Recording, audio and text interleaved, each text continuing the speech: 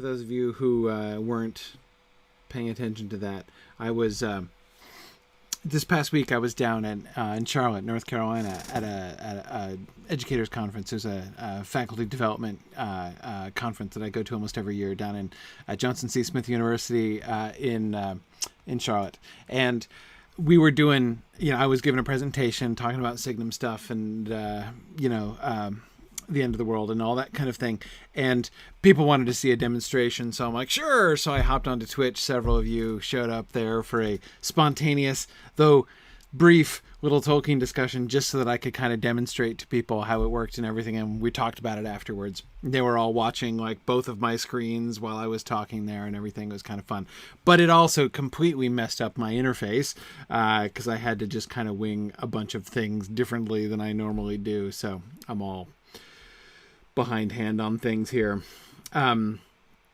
Anyway, all right, so thanks everybody for showing up. Welcome back. It's been 2 weeks and feels like forever, so really looking forward to getting back into our discussions here this evening. So session 106. Welcome. Oh, see, and here, look, I don't even have my slime. Boy, I'm a mess tonight. I'm telling you.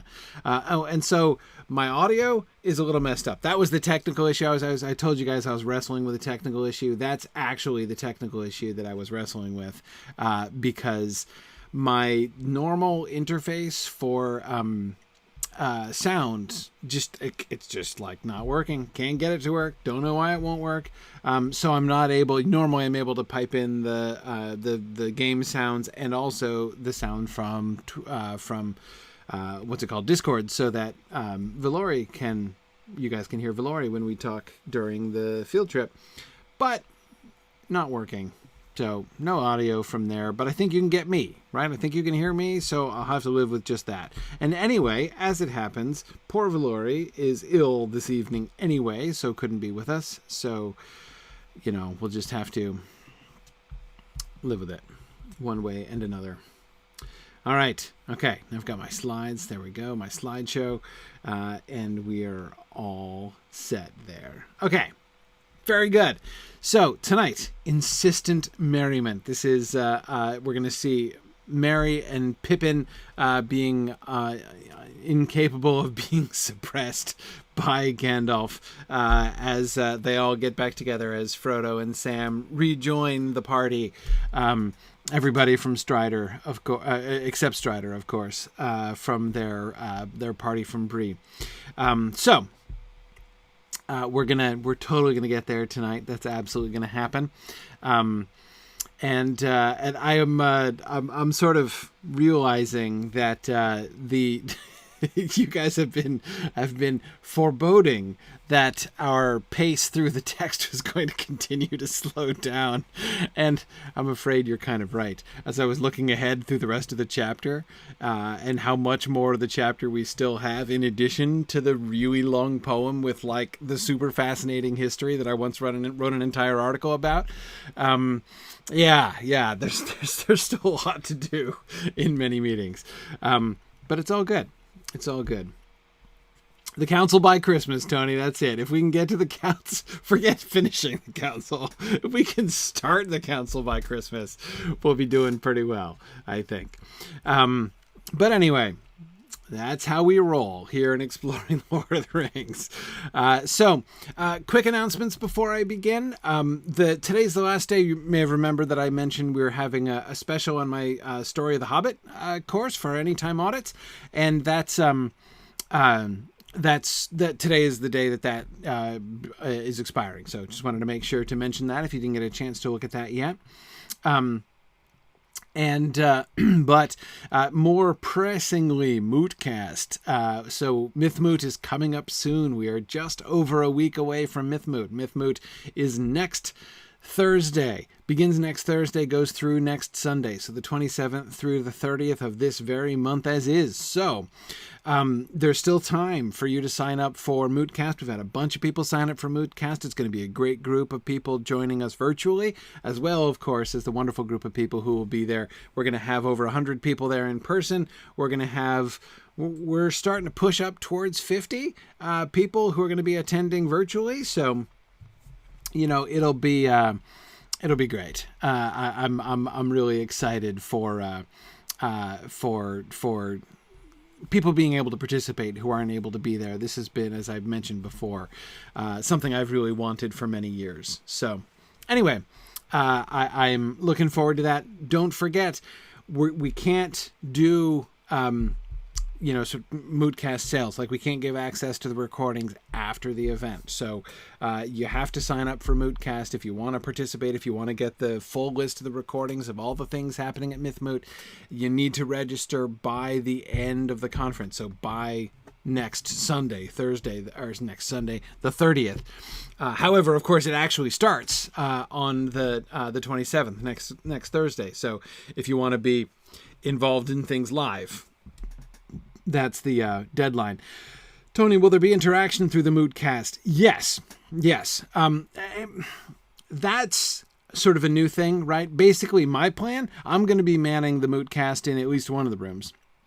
So my plan for that, of course, is if people have questions that you'd like me to pass along, just, give a question and I'll just raise my hand in your stead, right? And ask the question there. I think the NetMoot operators, there'll be 3 of us, and the NetMoot operators will try to speak on your behalf as much as we can. We can't promise, and if we've got like 50 people in the Mootcast peppering us with questions, we can't promise to pass them all on, but we can definitely do some of that. So very good. Very good. So anyway, Tony, that is my plan. I do hope to enable some interaction. It's not going to be quite like now, right? The way that I interact with you guys during Exploring the Lord of the Rings or during the Mythgard Academy, because they are like, you guys are the audience I'm 100% focused on, right? Whereas, it'll be different in a couple different ways with Mootcast, but there should be some ways to participate, I think. That'll be one of the things we're kind of experimenting with and seeing how we can do and seeing what we can learn from that this year. So very good. So again, don't forget Mootcast. It's a big deal, and it is coming up here. Okay, cool. So, is that it? Oh, yeah, one other thing I wanted to mention. I'm back to my full slate of broadcasts this week, which is very exciting. I wanted to mention one change to the broadcast schedule. So we've got tonight, and we've got next week. We have, tomorrow. Tomorrow is Mythgard Academy, again, doing session 4 on Sauron Defeated. We're going to do Scouring the Shire tomorrow, so that's going to be great.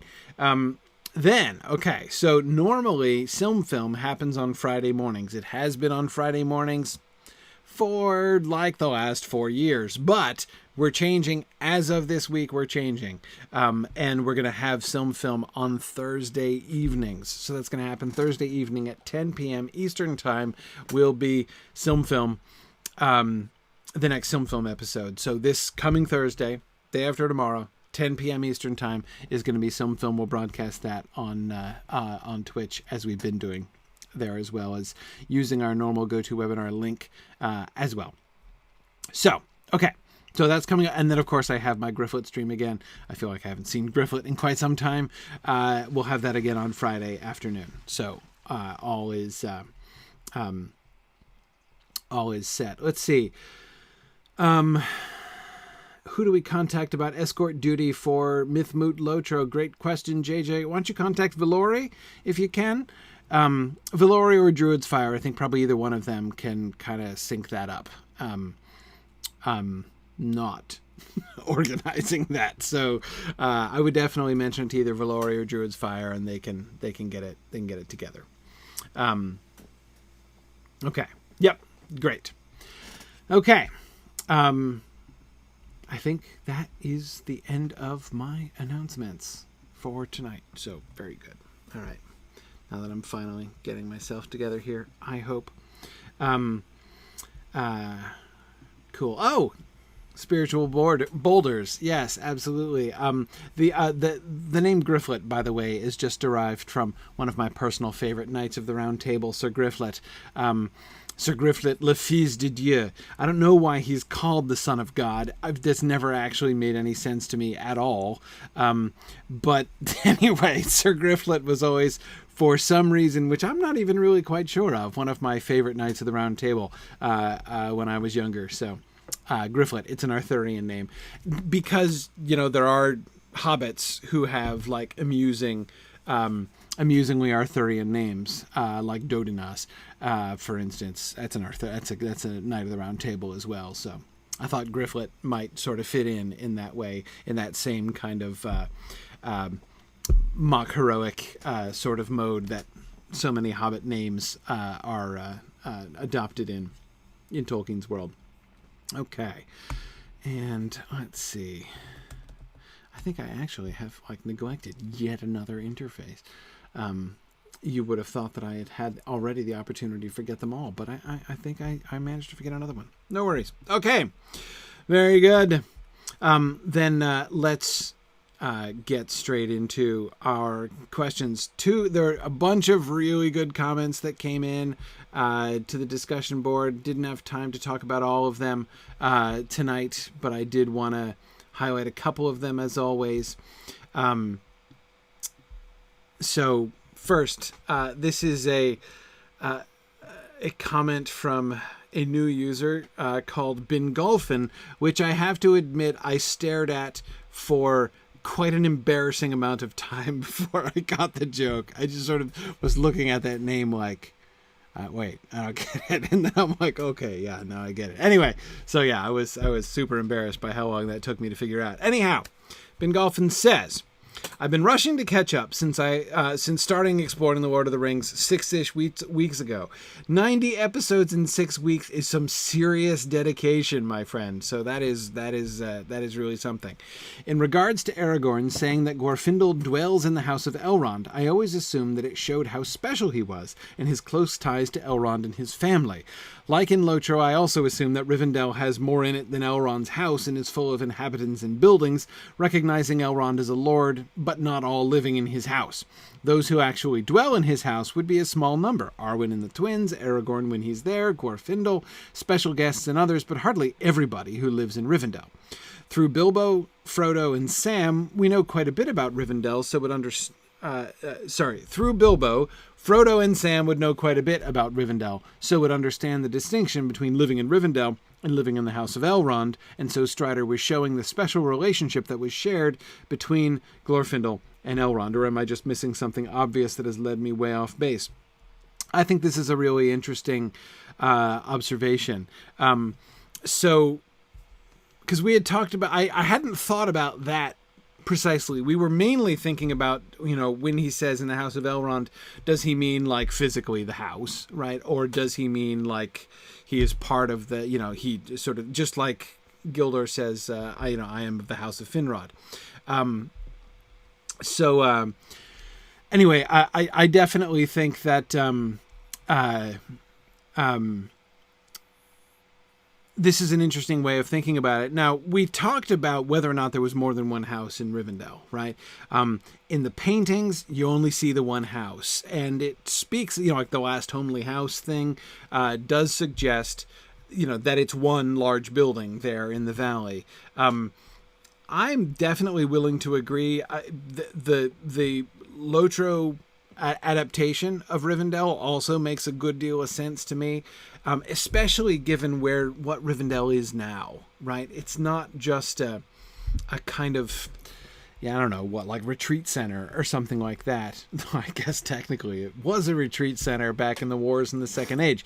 But the point is, in a different and quite much more literal and military sense. However, it was... I never really thought about the phrase retreat center in that sense, actually, I have to admit. But anyway, I think that I am very willing to believe that there are more buildings than the one, and that it's not just one physical house, and that we do have, as we were talking about in our long but fascinating discussion of the last homely house east of the sea.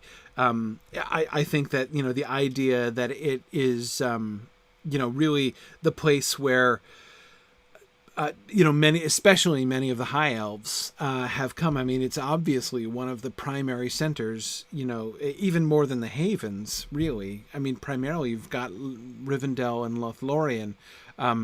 And of course you have Mirkwood as well, I suppose, needs to be included as places of sort of centers where elves, remain and are focused there in Middle-earth. But I can't believe they're all squeezed into the same house. So I think it's interesting. I think it's interesting to think that when he says, when Aragorn says that he dwells in the house of Elrond, that he is showing a kind of special distinction, right? That this is one who lives in the family house, right? That he dwells there. I'm not sure. My gut actually kind of moves in the opposite direction. My gut suggests that when he's introduced as dwelling in the house of Elrond, it's not designed to elevate him, but actually it's kind of a humble introduction. Rather than being like, this is Gorefindell, and do you realize who this dude is? Right? Instead of doing that, he's like, he lives in Rivendell. Right. He dwells in the house of Elrond. So, he mentions Elrond specifically, not just says he lives in Rivendell, right? But he mentions the house of Elrond to show that he is intimate there, right? He is, he is close to Elrond. But he doesn't give any real details about his status, So my gut says that is the force of it rather than to elevate it. But maybe not. It's I could see this reading holds together. Like I said, I'm not sure I'm totally feeling it, but it holds together. Yeah, and I mean you're right, Ambrosius Aurelianus. Gorefindell doesn't appear to have his own grand manor house, right? There's no evidence that he has his own pad there. Yeah, he's not Gorefindell of Castle Gorefindell. No, absolutely not. Yeah. Karina points out, maybe he's trying to make Elrond look cool. Right? Yeah. Elrond is so awesome. Gorefindell lives in his house. That's just, that's serious street cred right there. Yeah. Catriona, that's a really wonderful question. She says, aren't there songs about Gorefindell, or can we presume there would be? And that maybe Frodo through Bilbo would have heard of them or of him. I mean, you got to think Sam has probably heard songs, right? Remember, we know from The Hobbit, right? Even just from The Hobbit, when this wasn't even a thing, we know that Bilbo has heard stories of Gondolin, right? So you've got to think that Bilbo, even in his earlier days, right, has probably heard the story of Glorfindel and the Balrog, right? Probably. And has certainly, and so Sam's got to know that, right? Sam has to know that, that story. So yeah, I would think, he could just be like, this is Glorfindel, the Gondolin Glorfindel, and they'd be all like, ooh, yeah, right. But we don't, but again, all we get instead is he dwells in the house of Elrond. So yeah, I mean, Karina, I know you were sort of joking, or at least mostly joking there, but it's actually kind of interesting, right? The way that it kind of does go in both directions in a sense, right? Contextualize Rivendell for you. Gorefindel lives there, right? He lives in, in Elrond's house. But also, you can trust him in case you haven't heard of him, right? Because he's close to Elrond. Yeah, and Tony, you're right. Sam, we talked about a little bit about how little Sam says at the time. It is kind of attractive to imagine Sam being completely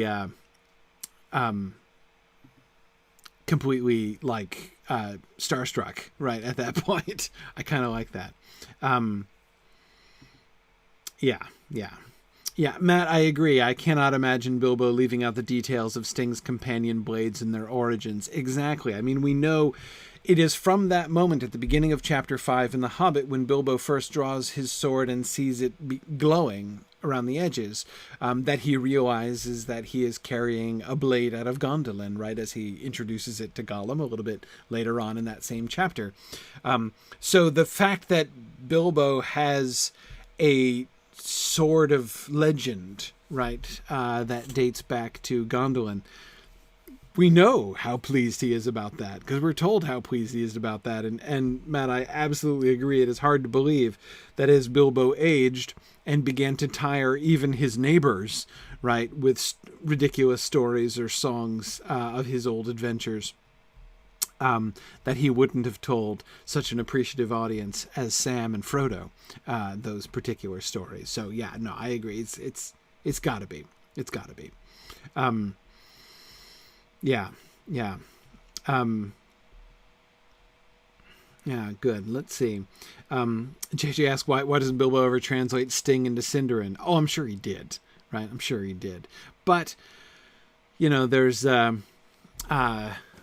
also a certain charm and appropriateness to maintaining the name, in the name that he originally gave it and the name that he originally gave it.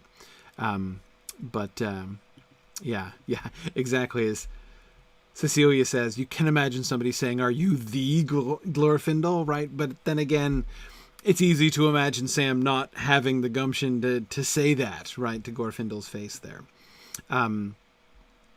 Yeah,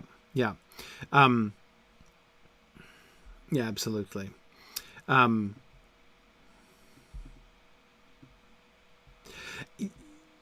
Yeah, so Simon, you're right.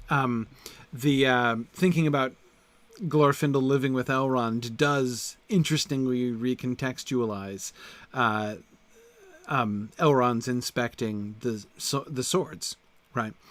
Not only is he personally related to the Lord of Gondolin, right, who once wielded Gandalf's sword, but he's also, but there's Gorefindell right there, right?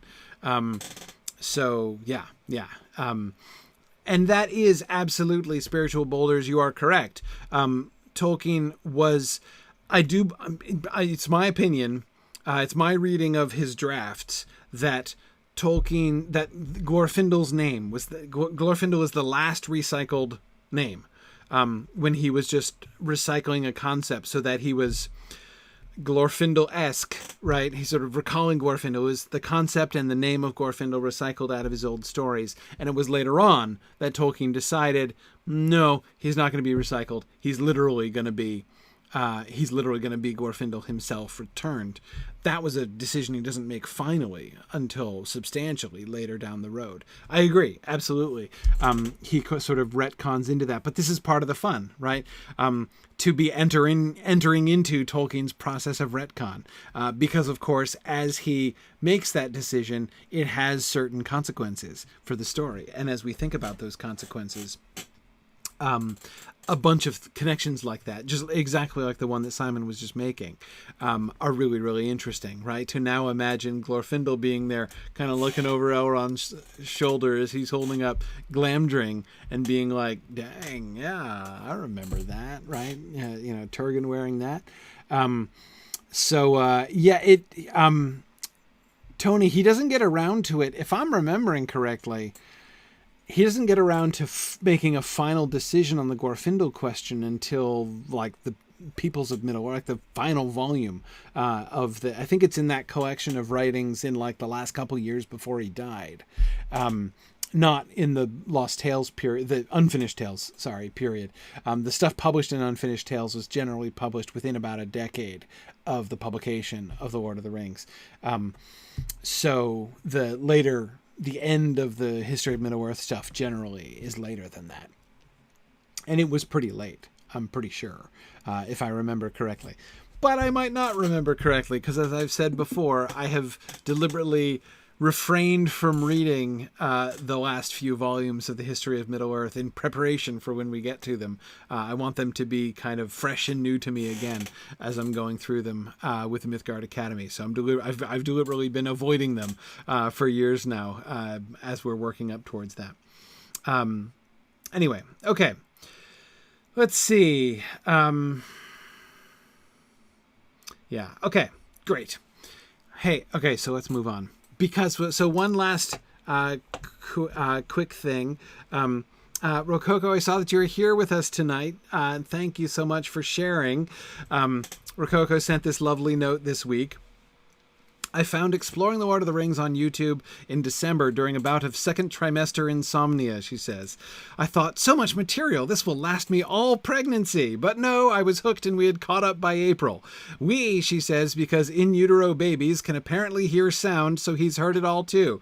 Well, this is great because now, like if he has a hard time sleeping, right, you can just put my podcast on again and have my voice put him to sleep. That's kind of fun. Anyway, says it was convenient that there was no class last Tuesday night because that's when I went into labor. My phone alarm to remind me of the start of class went off and I had to laugh because even if class was on, I think I'd have to miss that one. Yes, I think so. Well, I'm glad we had such a conveniently timed hiatus there, and pretty cool that you went into labor like on class night, on the night that we didn't have class. It's pretty fun. So your newest student is named Owen, born on June 11th, and he weighs 9 pounds. Unfortunately, he's quite jaundiced, so we'll be tuning into class this week from his hospital room. It will be fun to see how old he is by the time we sail into the West. Indeed. So it's really like the over-under. Like, will Owen have his driver's license before we finish the series? And I think... You probably, actually, I think I would go the over on that particular bet. So yes, it will be fun. You have to check in with us, right? On Owen's first day of kindergarten, and Owen's middle school graduation, and all that kind of thing as we move on through. So that's really wonderful. Thank you. So I hope that you are enjoying tuning in with us this evening by the cool blue light of the phototherapy bed, and which of course I'm sure we'll all be fine, and this is wonderful. So thank you for sharing. That was really fun, and also really sensible, I think, for as many of us as possible to have heirs in place, right? So the discussion can continue on after this whole first generation of us is gone. This is really very prudent as well. So anyway, thanks again for sharing, Rokoko. That was really great. Okay, exactly. The sons and daughters of Exploring the Lord of the Rings. JJ, I have to admit, it's like a little bit, things like this kind of put it into perspective, right? I mean, I'm used to, like, my podcast has been going on for 10 years. The idea of like, hey, yeah, I'll run a show that will go on indefinitely. I mean, I've been getting used to this, right? I mean, I've been already running film for 4 years, and, we have another, a good 20 more years projected of film stuff. So, like it doesn't faze me. I don't even really think about it to be like, yep, this show is pretty much, indefinite, right? Is going to carry on into the future, until I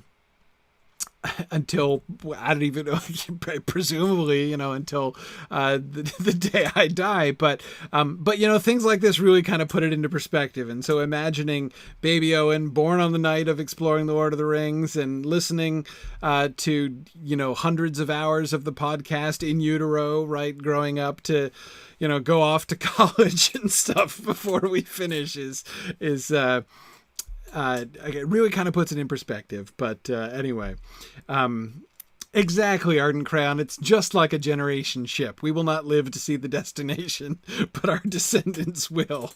I think, yeah, more and more, it's really sort of starting to seem that way.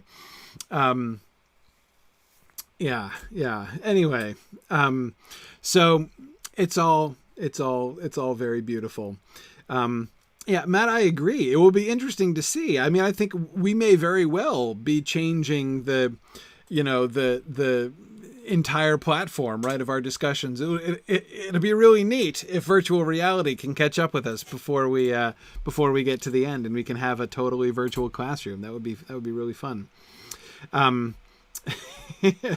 anyway, cool. All right. So anyway, thanks again and welcome, Owen. to our discussions. Looking forward to your contributions in years to come. Okay.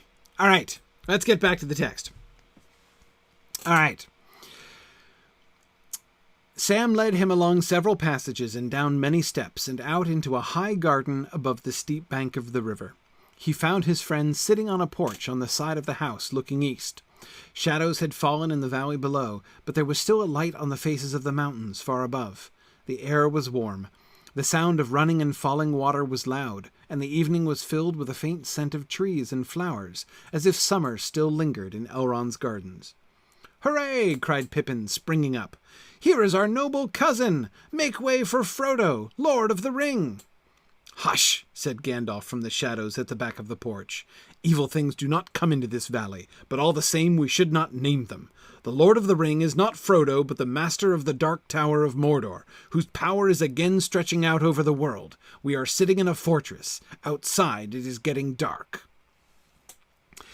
Now, of course, we need to talk about the irrepressibility of Pippin here, but the first thing I want to touch on is this. Here's like today's thing I never noticed from slide number 1, and that is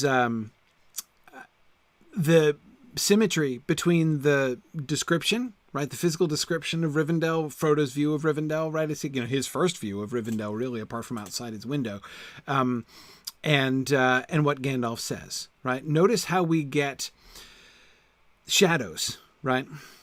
So there's the river, there's the face of the mountains, right? So we got the mountains very steep up behind them, and we have. So shadows had fallen in the valley below. So shadows are filling the valley. The sun is still visible on the face of them. There's still a light on the faces of the mountains far above. So the mountains can still see the sun. The sun is still shining on the mountains, but darkness is closing over the valley, which is natural enough, right? And not only is the fall of nighttime not an ominous and scary time in Rivendell, it's a good thing, right? Elves love the gloaming. Elves love the starlight. So there's no fear associated with the coming of darkness. But of course, we get this really interesting parallel, right, with what Gandalf says. We are sitting in a fortress. Outside it is getting dark.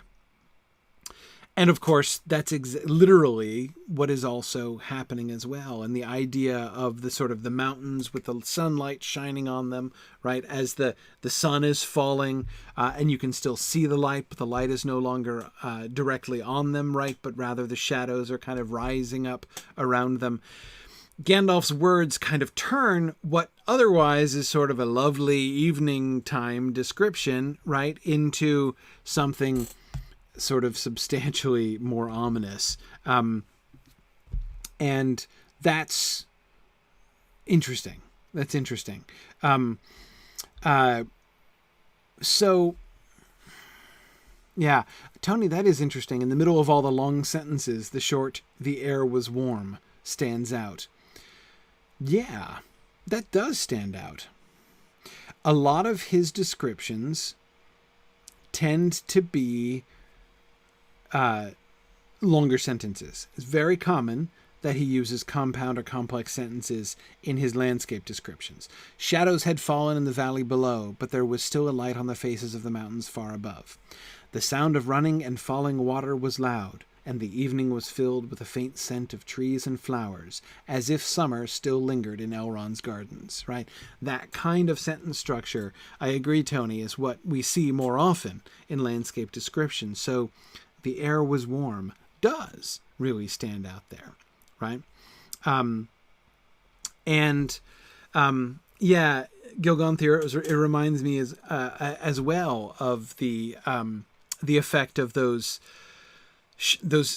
short sentences which Tolkien will often insert, like at the very end of a long description, like the "and Morgoth came" or the "and it stank."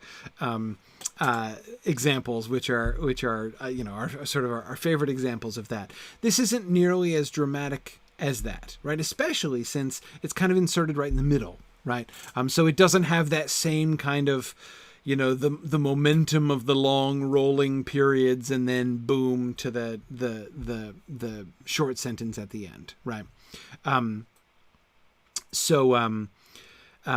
Anyway, yeah. So it doesn't quite flow like that, but I do agree that it jumps out, right? I mean, the cadence is just different. The air was warm, and I do think it's interesting. Of course, it's seasonal, right? It's like summer lingers there. So the idea that although outside it is not only getting dark physically, it's also getting cold. It's shifting towards winter, right? It's we're moving on into October here, seasonally. So winter is falling everywhere else. Winter is not coming. Winter has arrived, right? Everywhere else, or is arriving. It's later in the fall. But it's still warm. It's still like summer in Rivendell. Now, this, of course, picks up on the description of the description that's given of Elrond in The Hobbit. Well, at least in the second edition of The Hobbit, where Elrond was the description of Elrond ends with, Tony, exactly, he is kind as summer. The first edition said that he was kind as Christmas, and then Tolkien took out the reference to Christmas, the anachronistic reference to Christmas, and said he was kind as summer instead. Anyway, that's so it's kind of a Rivendellish thing. There's that sense of, we get rather gently that sense of preservation, right? Like, things operate by different rules here. It's not quite as dramatic as in Lothlorien, right? Where they come in and they lose track of they don't know how much time, right? It's not exactly like that experience, but it's not wholly unlike it either, right? There's kind of, I was about to say a memory of that, except the other one hasn't happened yet. Yeah. Anyway, so it's interesting that we get so the emphasis on the air is warm is a seasonal thing, but I can't help but remember all the coldness. This is Frodo, right? This is Frodo's perspective. This is Frodo's first experience of Rivendell. And the warmth, his perception of the warmth, that's got to be significant, not only because of the season, but because coldness has been a problem with him, right? His arm and hand have been dead cold. The cold was spreading out into his body, feeling, coming outside and feeling like he is, wrapped in warmth in this river valley. Definitely seems like a significant thing on the sort of psychological and spiritual level as well for Frodo, right? Yeah, Mudmore asks, do elves get cold? Well, I mean, no. At least they seem to be there. It's not that they don't get cold. Like you can still, as an elf, for instance, freeze to death while crossing the Helcaraxa, but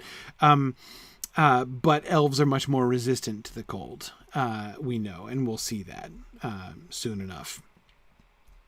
But yeah. Yeah,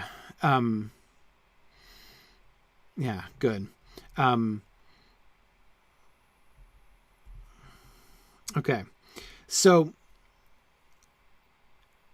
that's the sort of the framing conception, right? Gandalf's perception.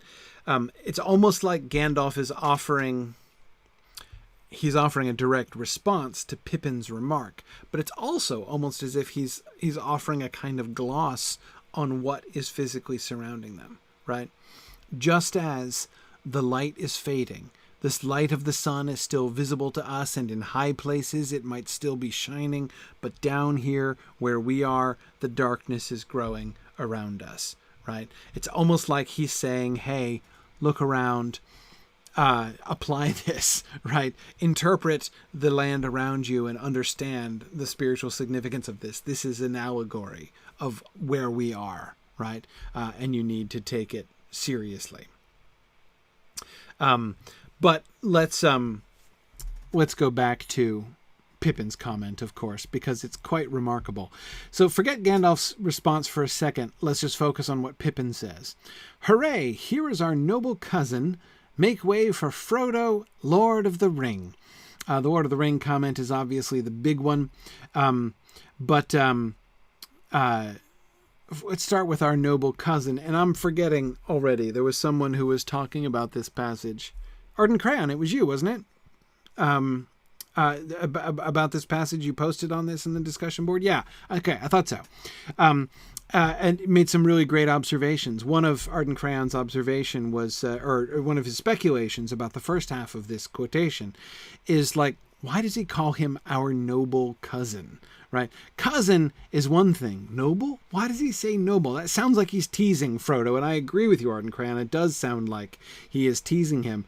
And it's interesting, of course, because although Frodo is their cousin, and although he, big cousin, they're all kind of related, like half the Shire to the old Took. Anyway, so they are sort of vaguely cousins. He's not noble, exactly, right? Now, that word is not really one being used, right, by hobbits. I mean, hobbits don't really have nobility, exactly. But it's pretty clear that, like, the Tooks and Brandybucks are really important families, right? Now, the Baggins family is not insignificant, and Frodo does have an argument to be head of the Baggins household. And actually, we're going to come to this. I was just reading Sauron Defeated in preparation for tomorrow night's class, right before tonight's class. And I think we can see that the idea that Frodo was essentially, after Bilbo's departure, the functional head of the Baggins family, that got basically passed off. When he sold Bag End, it was a big deal in that way. And the Sackville Baggins moving into Bag End is also him kind of ceding the position of being the Baggins to the Sackville Baggins, sort of stepping down as head of the family, not just selling his beloved house, but that with that went sort of some prestige in the Shire. I think we can see evidence that Tolkien is certainly thinking in this way by the time we come back to the Shire at the end, when Frodo is going to deal with Lotho, or Cosimo, as he was still named at that time.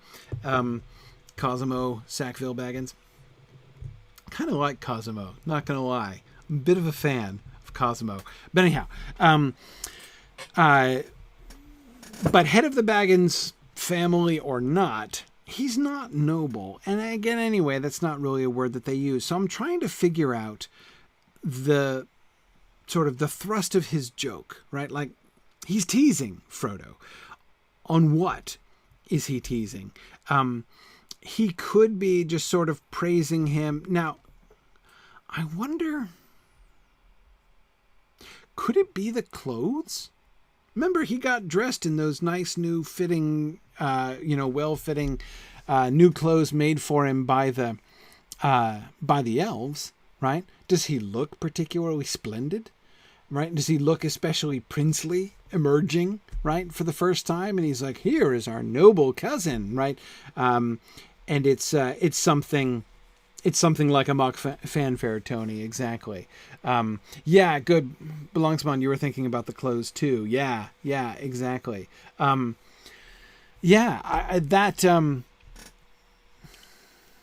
didn't occur to me before, but that seems likely. That he's like, oh, it is our noble cousin. Has Pippin changed? Is Pippin still in his old clothes, or is he in new clothes too? I wonder. Don't really know. Belongsmon, if I had to guess, I would say they're not wearing new clothes. But maybe, we can't rule it out.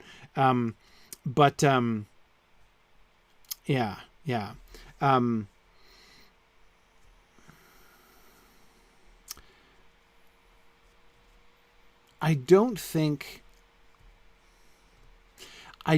that he is, Arden Cran, one of the questions that you were asking, was like, could there, I mean, because he does sort of outrank Frodo, right? They're cousins and he's younger, but he does outrank Frodo. I mean, he's the son of the Thane, right? So could he be kind of, teasing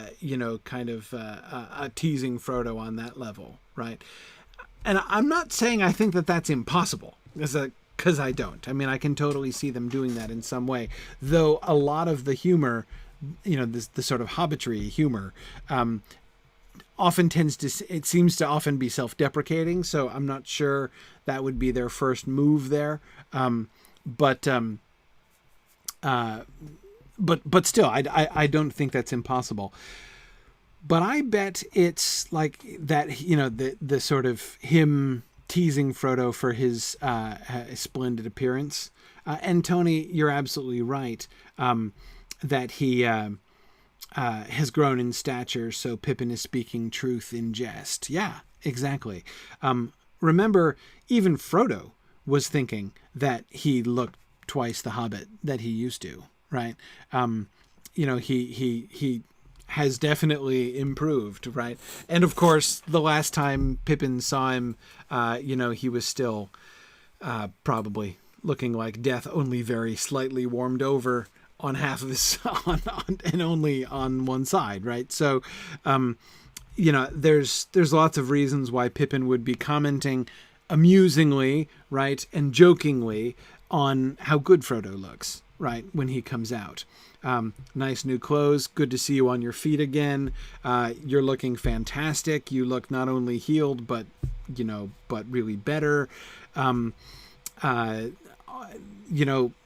Here is our noble cousin, I think could kind of conceal a lot of those very genuine feelings on Pippin's part. Sharon suggests that he's responding to the elevated elegance and formality of the place as well. That he's probably people greet each other more formally, at least what would probably sound formal to the hobbits. Probably. Though, remember the elf and Bilbo's exchange through Bilbo's window, right? At the end of The Hobbit, right, when Bilbo is sleeping and they wake him up with that outrageous anti-lullaby right under his window, and your snores would waken a stone dragon, yet we thank you, right? So clearly the elves are not all formality all the time, but I agree. There is this, there's the sense of grandeur, right, that he is surrounded by, that he would be kind of playing on. I think a certain amount of sort of self-deprecation involved in that as well.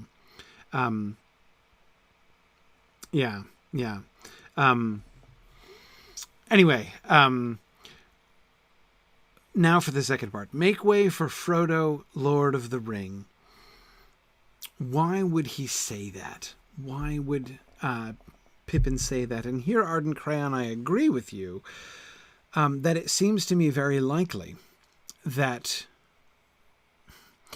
Pippin is thinking Frodo has won, right? He has endured much, and he has come out victorious. Remember the song that Pippin and Merry sang back in Crickhollow, right? Which showed very clearly that Merry and Pippin are still under the impression that this is a there and back again journey, right? Getting the ring to Rivendell is the job, right? That is the quest, and they have achieved the quest, right? And Frodo did a heck of a job, right? And of course, endured a great deal already. He's been wounded and near to death and whatever other scary thing that was maybe or possibly not happening. But anyway, so he survived and he did it, right? The ring has been brought to Rivendell. They won. The good guys won, right? The adventure of their lifetime, and they've got to look back on it and think like, man, right? Merry saying to them, to the three of them, right, when he finds them on the way to the Buckleberry Ferry, that it wasn't fair for them to have adventures without him. I think how long ago that is now, right? They've all been having lots of adventures together. They've all nearly been destroyed by Barrow Wights and by ring wraiths, and they've met Tom, stayed in the house of Tom Bombadil, and they've, been to Bree, which again has got to be some bragging rights not unknown, but still like a pretty cool thing for even Bucklanders to do nowadays. Anyway, this is, and now they're in Rivendell, right? And so, hey, whew, boy. But they won. And Frodo, right? So you did it, Frodo, right? You're better and you did it, and good on you. Tawith, I agree. And that's a really good point. Tawith says it's really hard to separate what we know about the nature of the ring from Pippin's use of that title, right? It is. And of course, we know it to be already, based on what we already know and have seen, we should already feel the irony of it, right? That Frodo should be called the Lord of the Ring when we know that the ring is already having an influence on him, right? He is not yet under its power. It is not yet his Lord and Master, but we can already see that struggle happening, right? Gandalf pointed it out way back in chapter 2, and we've seen more evidence of it since then. So there is at least, again, some irony there. Irony, though, of which I am not at all sure that Pippin is sensible. What does Pippin know about the ring? Really know about the ring? He knows that it's the enemy's ring. He knows that it's dangerous because Sauron is looking for it. He knows what it does, that it makes you invisible. Does he really know? Does he really understand about the power of the ring and the hold that the ring can have on its bearer? I don't know that he necessarily knows that. Sam, I think, has a sense of it, right? But I doubt that Pippin does. Remember Merry and Pippin saying in Crickhollow in The Conspiracy Unmasked, right? They know that the ring is no laughing matter, and they will do their best to help keep it from the enemy, right? Again, they're thinking of it as the object of desire from the enemy, right? They know that they have to keep Sauron from getting it, and that he really wants it, and that they're likely to be in danger because emissaries of Sauron are likely to come and try to get it back. That they know, clearly, but I don't think they really understand sort of the true danger of the ring. And that's interesting, JJ. JJ points out that other than those who know all about the rings, most people seem to view them as weapons or tools. Yeah, I agree.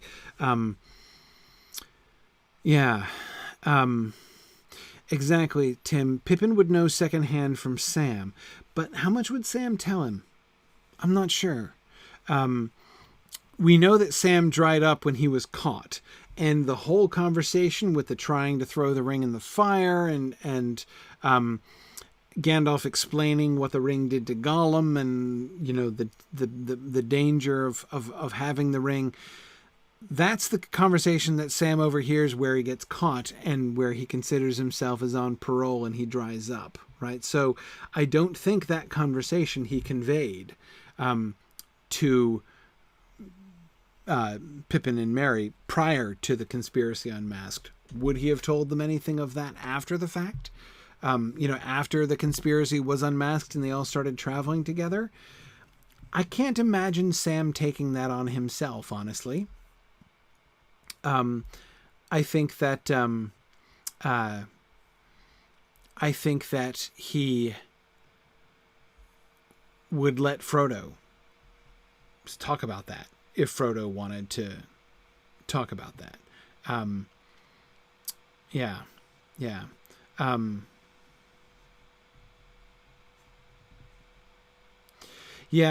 Mad Violinist, you're right. The transmission of information from Sam, even what he did transmit prior to that, might not be fully clear because he didn't have full context for that information. No, exactly. I think that seems very likely. Yeah, yeah. Well, Mad Violinist, the one... so I was thinking about that too, but I was remembering back to our discussions of Chapter 2. Sam has given Merry and Pippin information enough for them to know that the ring is the ring of the enemy. But remember that the conversation that we are told more or less in full in Chapter 2 is the second conversation that they have. They also talk the night before, and then they stop, right? And in that conversation, we know that Gandalf had been saying that the ring is dangerous, more dangerous than he could possibly imagine. And it seems that he was connecting it with the enemy already, and then stopped and was like, no, let's wait until sunlight to talk about this. I suspect that Sam did hear the conversation, that he spied on the conversation the night before too, and told Merry and Pippin about it, probably right away, before he came back and spied on Frodo and Gandalf again the next day. Anyway, so I do think that there's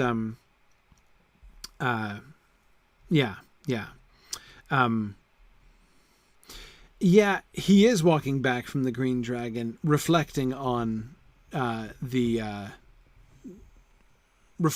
spying that he is doing.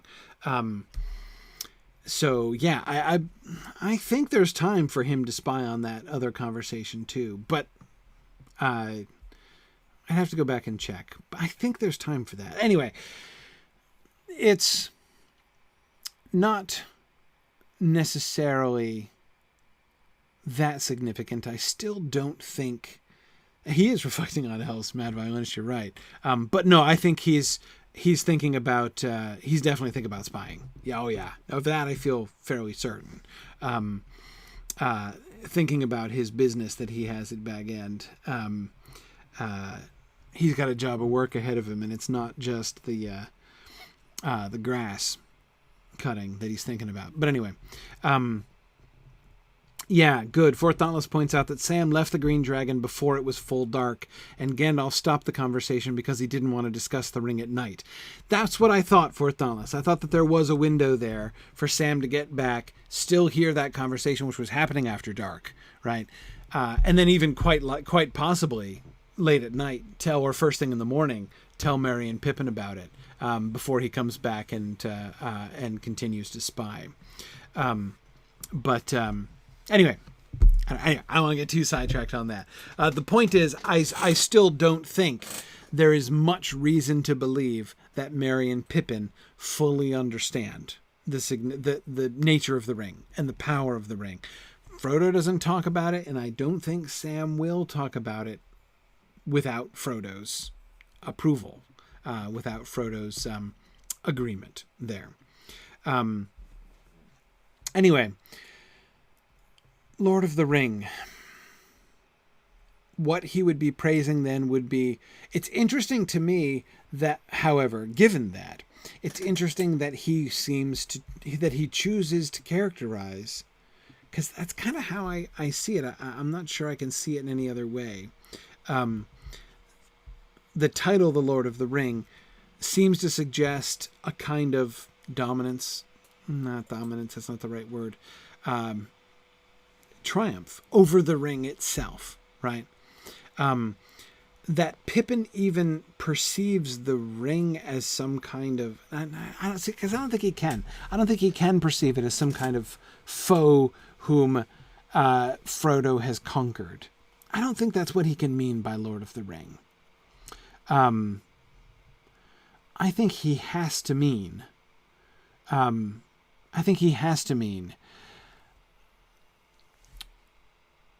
Frodo, the triumphant boss guy who carries the ring, right?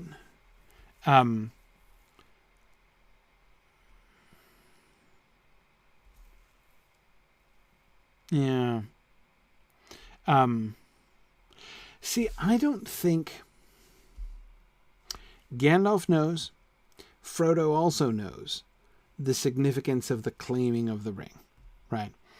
And the danger of attaching yourself to the ring. I'm not convinced Pippin understands that. Maybe he does. Maybe he does. I don't want to... But at the same time, if he does, then this is a really stupid thing to say. It's like either he's saying what he doesn't understand, or he's saying something really dumb. Can't rule out that he's saying something really dumb, but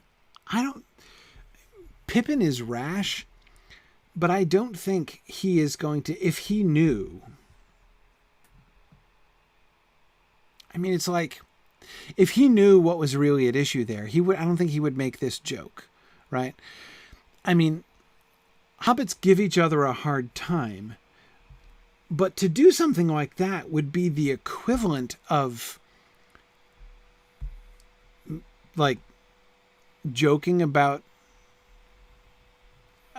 a cancer diagnosis to a cancer patient, you know? I'm not saying that would never happen, and I've known cancer patients who themselves made jokes about it, but which seems to me personally, by the way, a perfectly sensible thing to do. However, I don't think, I can't see him going there if he really understood. Yeah. And Mad Violinist, I agree. Pippin's going to spend the entire first 2 books demonstrating just how much he doesn't understand. And I would actually say Mad Violinist is not going to stop after book 2, right? I mean, remember Pippin in Minas Tirith being like, the kingship? What are you talking about? Right? He has not even grokked the fact that Strider is the king who is going to come back and take the throne of Minas Tirith, right? That this room that he's walking into is Aragorn's future throne room. Like, you know, it's like still over Pippin's head. So yeah, I mean, Gandalf accuses him fairly, it seems to me, of walking around with his eyes closed and his mind asleep. So I don't think it's safe to assume that Pippin understands. And therefore that the issue of lordship over the ring, resisting the ring's lordship over you, I don't think that's on his radar screen. I don't think he'd even know to praise Frodo for that inappropriately, right? I think that, Catriona,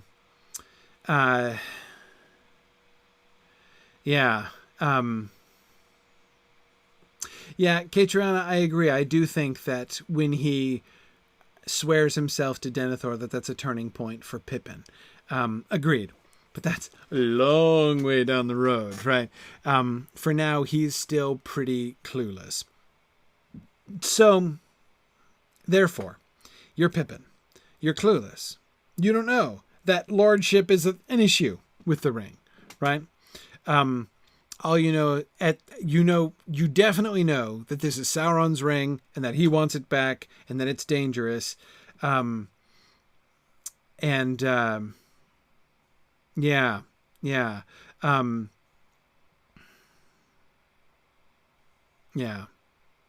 Exactly, Mike. Yeah, Mike says, going back to the cancer metaphor, it would be like loudly complimenting somebody with chemotherapy baldness on their haircut.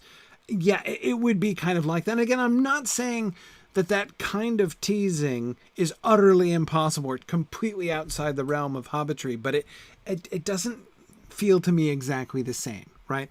Certainly, hobbitry is not malicious, as you're saying. I'm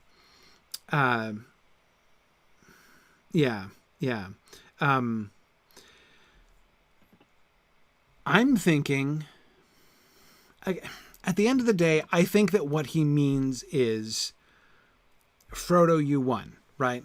Like, this is Pippin doing the equivalent of the, like, Frodo, you bore the ring to Rivendell, right? What are you doing now? Like, you know, I think that's what he's kind of doing, right? You did it, Frodo, man. You accomplished the thing. You achieved the quest. You are the victor. Yeah, Tony, that's a really interesting way of thinking about it. As if the ring becomes a trophy, right? Yay. Could the Dark Lord take that ring from you? No, he could not, right? You took that ring and you, like in the face of the Nazgul at the ford, you faced down the Nazgul, all 9 of them at the ford, right? And you were like, I will not take the ring with Mordor to Mordor with you, right? This is, sort of extravagant praise for Frodo, I think. And he's choosing this as... Yeah, thinking about it like a trophy, Tony, I think that makes sense to me. That seems to fit both what Pippin knows and how Pippin talks and how Pippin would talk, right? Yeah. Sauron's ring? Heck no, man. That ring belongs to you now, right? You are the master of that ring because you told those, what was Sam's phrase? You sent those riders to the rideabouts, right? Yeah, that I can see him saying that, right? Especially if he doesn't get it, right? Especially if he doesn't understand the extent to which he's putting his foot in things, right? Yeah. Exactly, Arden Crown. Yeah, it's like Frodo won the football game and he gets the ring as the game ball, right? Yeah. No, I can totally see that, right? Yeah, see there, Frodo, you can keep that ring for yourself. You earned it, man. And come to think of it, that's not a weird way for them to think, right? First and foremost, Pippin is still going to think of the ring as Bilbo's ring, right? I mean, Frodo's by right, like by inheritance. His by right in the same way the Bag End was his, right? I mean, it's Frodo's ring, for crying out loud. Okay, so Sauron has a previous claim, right? And the Dark Lord is coming to try to take Frodo's property away from him, but I don't think so, right? Frodo kept it away, right? So here we go. Frodo is the Lord of the Ring. Yeah.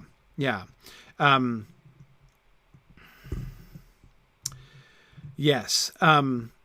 Yeah, Simon, you're absolutely right that Gandalf is going to chastise Pippin for naming evil things in Rivendell, and then he's gonna take care of that himself on several occasions. The difference is he knows what he's doing, right? Yeah, JJ, that does sound to me much more of the way that this falls out, right? It's like making a joke that you didn't realize was in bad taste until it was pointed out to you. Like teasing somebody and then only finding out afterwards that they have that they've been diagnosed with cancer, right? I mean, that can easily happen, right? And even if the person is understanding, right, you feel bad in retrospect. And I'm sure that if Pippin really understood the kind of struggle, especially knowing what, and here's a little scene to recall, right? To sort of remember in advance. Remember Pippin's outrage at hearing the ring bearer being called Little Cockawhoop by the brigand in Hobbiton, right, at the Scouring of the Shire. The battle for the Shire really kind of begins when Pippin can't bear to hear the ring bearer belittled like that and steps forward to kick butt, right? So Pippin will get there, right? He will eventually understand what it really meant to Frodo, but I don't think he understands at all here. Yeah.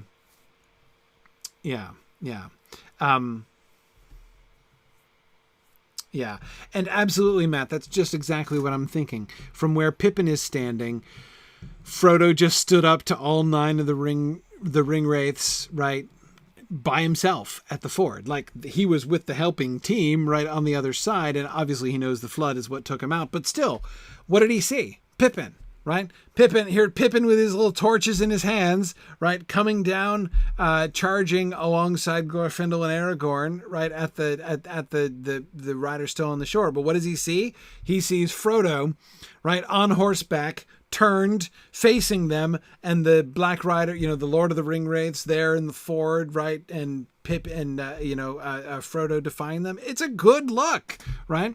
Frodo clearly deserves praise there. So yeah. For Thoughtless, that's an interesting parallel. Thinking about Bilbo, right? Bilbo found the treasure and kept it in defiance of a vicious enemy that wanted it back. And after that, it belonged to him by right. Frodo's done the same thing, right? Yeah, no, it tracks, right? Pippin would absolutely think Frodo has totally earned his right to that ring, right? Ain't nobody taking Bilbo, Frodo's inheritance from him now, right? Yeah. No, that seems to me very likely to be the spirit of Pippin's comment here. Now, Gandalf's squelching of Pippin. Hush. Evil things do not come into this valley, but all the same we should not name them. The Lord of the Ring is not Frodo, but the master of the Dark Tower of Mordor, whose power is again stretching out over the world. As one of you, and I can't remember which because it was a while back, pointed out, he interestingly does not name Sauron, right? He speaks very indirectly. Not quite so pointedly indirectly as they do in Gondor with the he who must not be named thing, right, from which Harry Potter derived that particular trend, right? But the circumlocution that he uses is like this is like the circumlocutions that they use in Gondor, so as to avoid naming the enemy, right? So he doesn't name the enemy. He speaks indirectly. He does say the name Mordor, which, remember, Aragorn yelled at Frodo for, or rather said, no, let's not go there anymore. It was Sam, right? When Sam was talking, or no, it was Frodo, right? Talking about Gil-galad going to Mordor. And that was, we didn't want to talk about that. Aragorn didn't want to talk about Mordor.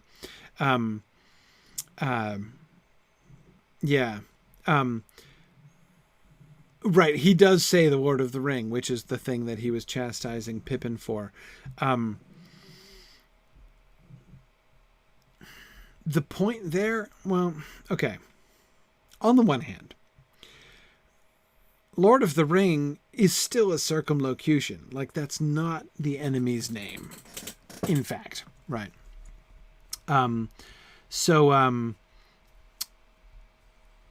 You could say that Pippin's safe to use that phrase, right? As indeed Gandalf uses it immediately, even in the midst of all of his circumlocutions. So it seems pretty clear that just saying the Lord of the Ring is not going to draw the eye of Sauron upon you, right? Just for saying that phrase, because it is a circumlocution. But he's got to step in here, because Pippin knows Sauron's name, right? And somebody who would say something like that could say worse, right? So he jumps in immediately to say, and it's clear that it's obvious. Gandalf understands the significance of what Pippin has just said way more than Pippin does, right? I think that one of the things that he is responding to here is exactly what we were just talking about. Pippin doesn't get it about the ring. Pippin doesn't get it about Frodo and the ring, right? Pippin does not know what he is setting Frodo up for. I mean, just imagine how that title, Frodo, Lord of the Ring, could be used as this kind of psychological earworm by the ring itself during future ring temptations, right? I think that Gandalf's hush is not about don't name Sauron exactly so much as it is don't talk about that, right? He is upset at the idea that Pippin is calling Frodo that. I mean, again, this is something that the ring would feed to Frodo, right? Hey, you are the Lord of the Ring, right? Claim me for your own.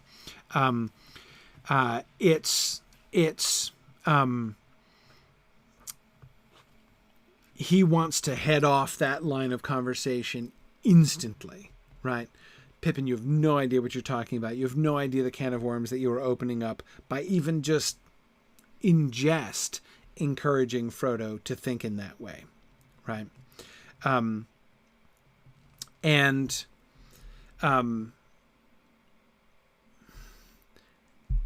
I think how I read his talk about Sauron there is actually, so I think this serves a double purpose. On the one hand, he is communicating something clearly to Pippin, right? The Lord of the Ring is Sauron's title, and we shouldn't just talk about that. Like, it's not okay, right? Naming evil things can be bad. Remember, Aragorn tried to beat this into you guys before, right? So let's be careful here, Pippin, because if you're going to blurt something like that out, you could blurt something else out later on, and I need to emphasize to you not to do that. So that's clearly one of the things that he's doing, right? But I think there's another thing that he's doing. When he says, the Lord of the Ring is not Frodo, but the master of the Dark Tower of Mordor, whose power is again stretching out over the world, I think that Frodo is the primary target of that sentence, right? He's talking to Pippin officially, right? But if Pippin's joke should have inadvertently and unbeknownst to Pippin created that little tiny little psychological opening, right? Invited Frodo to imagine himself as Lord of the Ring. If that little breach has been opened in Frodo's psyche, Gandalf is trying to close it, I think, right? Let me be quite clear. The Lord of the Ring is not Frodo, but the master of the Dark Tower of Mordor. So what is his message to Frodo, right? If you should ever find yourself thinking about claiming the ring as your own, remember, only the Dark Lord himself can claim the ring as his own, right? It is altogether evil, right? It is drawing you to destruction. Remember all those things that we told before about the essentially evil nature of the ring derived from the Dark Master who owned it and made it and is the Lord of it, right? And who would seek to dominate you through it, right? Okay, yeah, so remember all that stuff, Frodo, right? The Lord of the Ring is not Frodo, but the master of the Dark Tower of Mordor, whose power is again stretching out over the land, right? And this is the beginning, him continuing his, we're not actually permanently safe here yet. This adventure is not over. Certainly the story's not ended yet.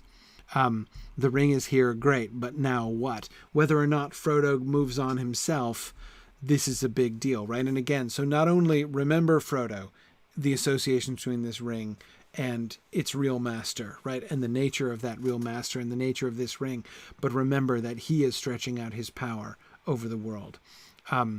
If you find yourself thinking Lord of the Rings kind of thoughts or Lord of the Ring kind of thoughts, then you should definitely recall that the enemy is reaching out and that if you're thinking this, you're probably being manipulated. Yeah, exactly, Simon. If you try to claim it anyway, you become a Dark Lord yourself. Yeah, exactly. That also is I think, sort of part of the message here. So he's rebuking Pippin. Don't talk about Sauron. Just don't go there, right? Secondly, I think he is sending a message to Frodo here. And I think that is the significance. Notice Pippin uses the phrase Lord of the Ring. I saw you guys talking before. When Gandalf talks about, uses the title the Lord of the Rings, he does use that, right? I'm recalling that correctly back in chapter 2 in The Shadow of the Past. But it's the Lord of the Rings, plural, that he uses, right? In that chapter. And generally that is what Sauron is called, the Lord of the Rings, not just the Lord of the Ring, the Lord of all the rings, right? Because of the Master Ring. So yeah, this hasn't been used before. And of course not, because it's not a thing, right? That's not really what Sauron is called. He's not only the Lord of the singular ring, he's the Lord of all of the rings, right? But Pippin, again, has no idea what he's talking about, right? So he's only thinking of the one ring, Frodo's ring, the one he inherited from his uncle, right? Who got it on his adventures before. So that ring, and he's the Lord of it, right? He's my noble cousin, the Lord of the Ring, which he totally earned, right? On his triumphant adventure. So he uses the singular because that's what he's thinking of. So again, I think that Gandalf is not only saying, shut up, Pippin, and don't talk about this, but he's also pointing out, right? He repeats it. He echoes what Pippin said. The Lord of the Ring is not Frodo. But he's deliberately echoing Pippin there and essentially connecting here the common phrase, the Lord of the Rings. Like, that is possibly something even Merry and Pippin have heard as one of the titles of Sauron, and making that explicit, right? Yeah, Lord of the Ring. No, there is a Lord of the Ring / rings, and it ain't Frodo, right?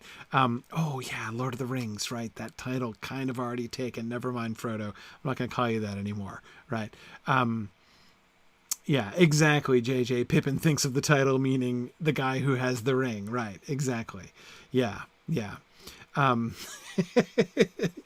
Karita, you like the Lord of the All of the Rings? Yeah, that's it just rolls off the tongue, is it?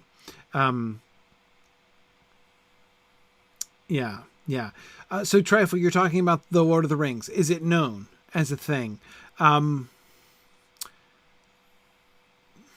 It isn't used very often.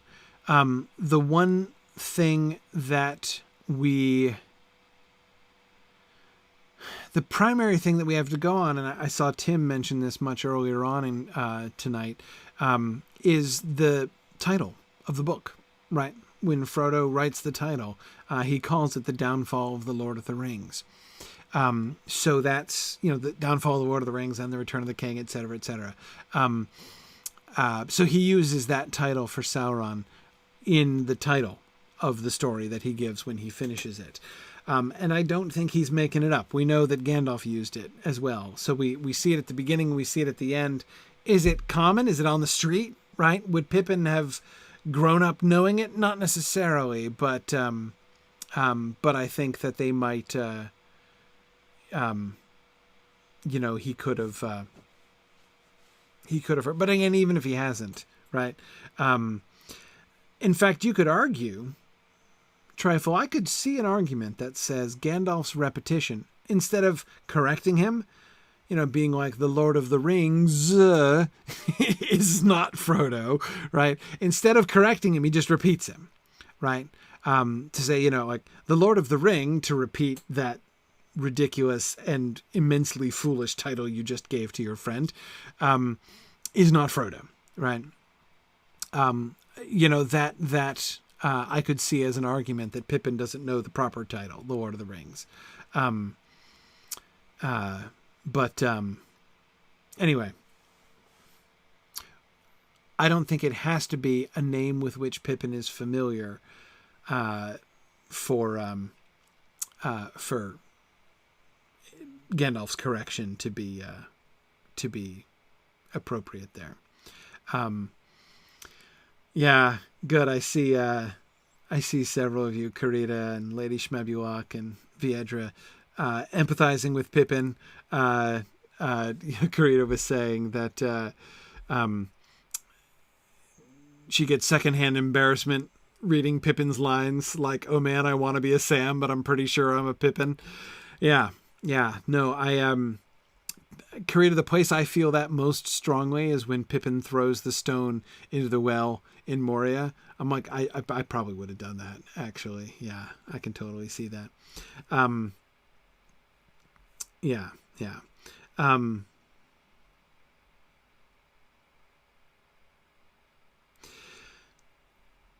Somebody with the e-text, can you do a quick search? Where else does the phrase The Lord of the Rings come in? Does anyone else use it other than Gandalf and Frodo? It's an interesting question. I can't remember off the top of my head. I'd be interested to see if where exactly that comes up. Yeah. Anyway, so yeah, somebody look it up. Okay.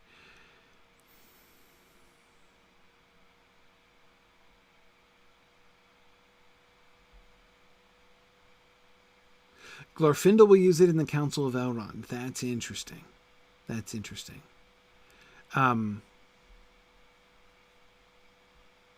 Yeah. Oop. Went backwards accidentally. Okay, it appears 4 times. Wait, when else does it appear? Chapter 2 with Gandalf. Chapter 2 of Book 2 with Gorefindell. The book title. But you said 4 times in the Fellowship of the Ring?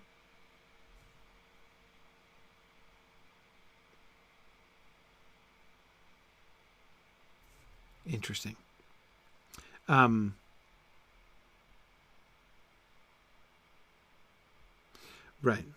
Right. Yeah, in The Return of the King, we get Frodo's book title. Yeah. Glorfindel using it in the Council suggests that it is certainly an accepted title among the wise. Even, of course, I mean, the title is even implicit in the ring verse, right? 1 ring to rule them all, 1 ring to find them. Yeah.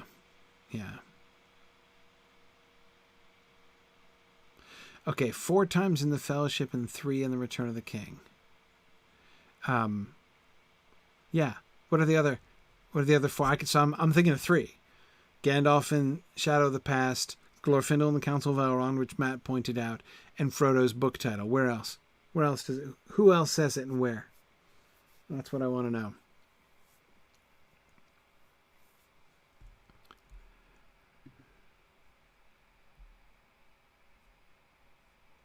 Yeah, several other people. I see Amy and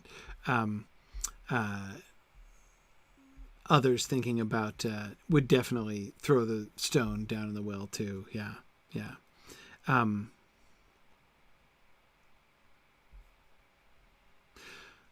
This conversation is number 4? Okay. Oh, it's 4 if you count 2 for this one scene. Oh, well, that doesn't count then. Because this is not the Lord of the Rings. This is the Lord of the Rings singular. So Lord of the Rings plural, then, is only used twice, right? Once by Gandalf in Shadow of the Past and once by Gorefindel in the Council of Elrond. Right. Yes. No, I the plural, I would differentiate between the two there. So then 1 in the Return of the King. What are the other 2 in the Return of the King? And then if it gets 3 times in the Return of the King, where are those 2? I'm curious.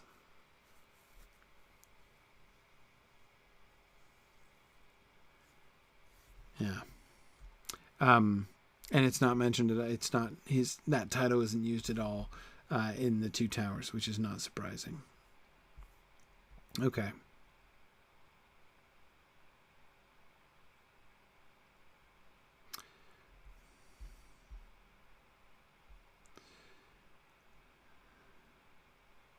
Oh, JJ, good.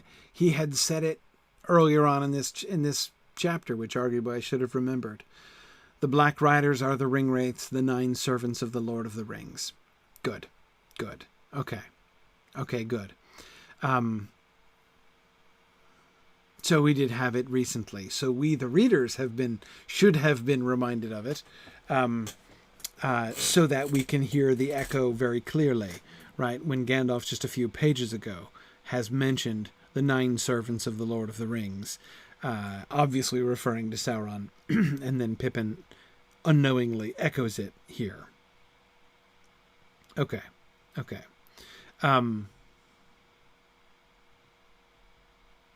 Anyway, okay. Okay, and then the only one you have, Matt, in The Return of the King is in... I was just about to fix that. Is in Frodo's book title. Okay. Anyway, so it's unusual. It doesn't come up in conversation all the time. And it definitely, so it's among the wise, right? Again, we can see from Glorfindel. Yeah. Okay. Good. Let's do a half of a passage. Let's just look at the first paragraph here. I want to see Pippin's response before we stop. Gandalf has been saying many cheerful things like that, said Pippin. Possibly my favorite Pippin line in the whole story, actually. He thinks I need keeping in order, but it seems impossible somehow to feel gloomy or depressed in this place. I feel I could sing if I knew the right song for the occasion. Okay.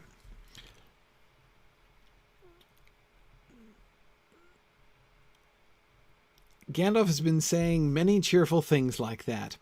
I love how Pippin immediately basically fires back at Gandalf, right?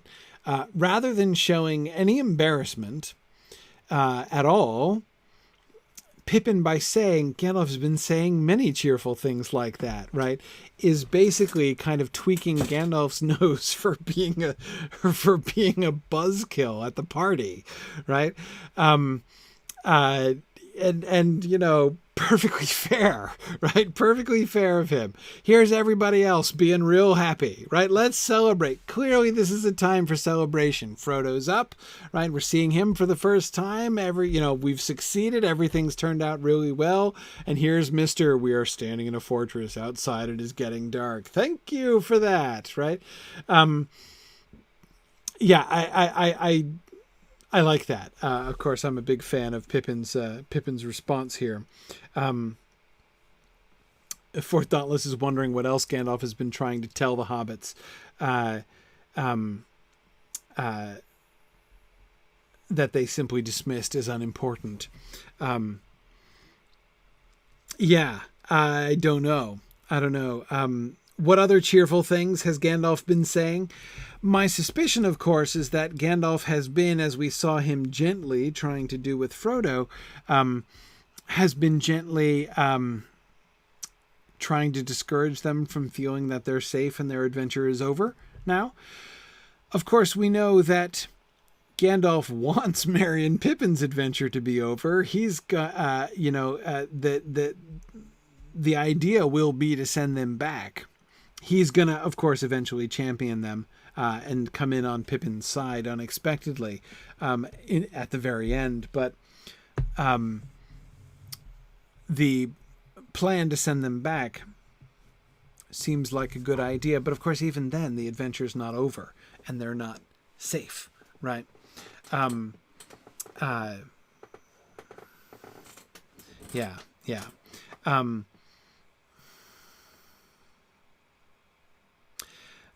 That's a really interesting question, Zephan. Something he says I've never considered. What was the reunion like between Gandalf and the other hobbits, especially Pippin? We get the reunion with Frodo and later with Aragorn, Gimli, and Legolas post-resurrection. But I'd like to see this one. I don't know exactly what it would have been like, but it does seem that Gandalf has been trying to temper their excitement, right? Fourth Dauntless asks an excellent question. Do we have reason to believe Merry and Pippin had met Gandalf before? Yes. He's been staying for a while. I mean, he's been hiding up in the Bag End. Remember, we learn at the... after they, decide on the selling of the house, the whole rather. So, they must have met him at some point in there, I think. Even the way that Pippin refers to him here, even the fact that Pippin is teasing him back suggests that they are acquaintances. Rinroos, although, we have nothing like the fireworks incident from the Jackson film, there's still plenty of reason to think that they have met Gandalf before. Pippin is young and would have been very young at the time of Bilbo's party, right? How old is Pippin? 24? Right? 26? No, he's 26, isn't he? 28, sorry, he's 28. So now he's going to be probably still 27. So he was like 10 years old. He was like 10 or 11 years old at Bilbo's party. But he certainly would have, met Bilbo then. and would remember Gandalf's fireworks and stuff. And Gandalf would have been kind of a family fixture, right? He surely would have grown up, I mean, as a, grandson of the old Took? He would have grown up with stories of Gandalf, who is the old friend of the family. Yeah, no question that Gandalf would be a familiar figure to Pippin. And even I could imagine Pippin having some kind of like, I don't know, almost, I could imagine Pippin feeling almost sort of proprietary about Gandalf, right? I mean, like, he's the friend of the Tooks after all, right? Him feeling kind of the right to be casual with Gandalf because Gandalf is the old friend of his family, right? I definitely, I definitely could imagine Pippin feeling sort of secure with Gandalf. Even, he probably doesn't know him very well personally. He's not been in the Shire that much in the last 17 years. So Pippin was quite young the last time he would have interacted with Gandalf significantly, which would probably been at Bilbo's party. But still, Gandalf would be familiar. Yeah,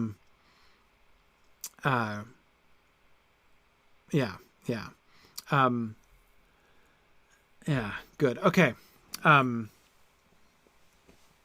So,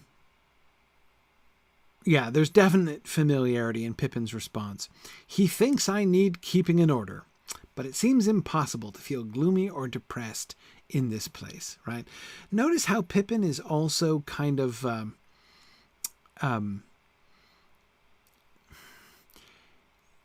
he is clearly excited to see Frodo again and to see Frodo up and about and, not dead, right? So, or turned into a wraith or whatever.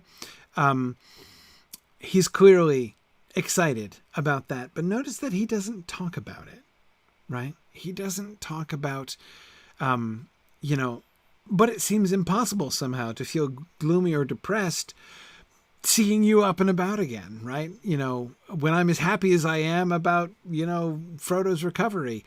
He could say something like that, but that would be like a little bit too honest, I think. He ascribes it instead just to the place, suggesting that he's been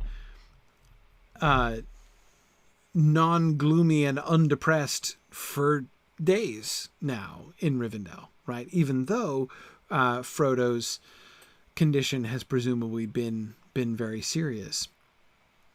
I feel I could sing if I knew the right song for the occasion. Part of this, I do think, exactly, Mad Violinist, that's exactly what I was about to say. Mad Violinist says, the whole scene shows Pippin using hobbitry to avoid expressing strong emotion. Yes, he wants to say, Frodo, I was so afraid that you were going to die. I am so delighted to see you up and about again, and I can't even contain how happy I am now that I see that you have recovered. That is what Pippin is almost certainly really feeling. But he doesn't say that because you don't, right? It is very English. I agree, Tony. And it's very much the way that Merry will describe it later on in the House of Healing, right? We fear to say too much, right? Pippin clearly fears to say too much here too. So I think that's plainly the subtext. And yet,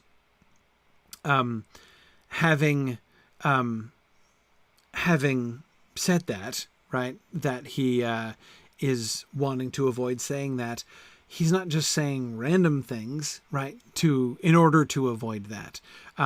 What he's saying is, I'm sure, also true, that it's hard to feel gloomy or depressed in this place, that Rivendell does affect him. I feel I could sing is a very sensible kind of response to Rivendell, right? The elves are singing all the time. And as several of you were joking, yes, he probably does want to join in a round of Tralalalali. And it's not just because he's happy. And that's, again, a big deal that he's happy because of Frodo's recovery. But it isn't only that. It is also responding to Rivendell, that it makes him want to sing, right? That the air of Rivendell, as you were saying, belongs Bond, is like that, right? That it affects him like that. Yeah, that seems to me perfectly fair. Remember Bilbo being tempted to stick around and join in the tralalalali, right? When he had been on the road for a long time and hungry, going on short commons even because they lost a lot of their food to the pony that drowned in the river, right? Back in The Hobbit, right? So, and yet still, coming at the weary end of a long, hungry day, he is tempted to stay and enjoy the singing, right? I think Pippin is responding to a similar thing. Yeah. I feel I could sing if I knew the right song for the occasion. I think the right song for the occasion is finally the very indirect way in which Pippin is actually connecting with what he's really talking about. The occasion, of course, is the occasion of Frodo's rising out of bed, right? Frodo's recovery. Yeah. And you're right, Mad Violinist. There were bannocks being served with the Tralalalali, so he would have been able to he would have been able to get something to eat while also enjoying the singing. True enough. Okay, I'm going to stop there. We'll look at Frodo's response and then Merry and Pippin responding back to him. We'll pick up there next week. We will have class as usual next week. Mythmoot is next week.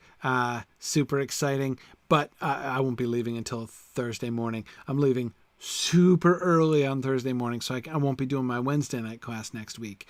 Because I should probably not be ending class at midnight when I'm leaving home at like 4:30 in the morning the next day. But anyway, I will be able to do Tuesday as usual. So, all right, it's field trip time, so I'm going to say goodnight to the folks on Twitter, as always, and to the folks in the Talon. Thank you very much. I will feel free, of course, to join us on twitch.tv/SignumU for the rest of the episode. So good night to those folks. All right. Good. And excellent.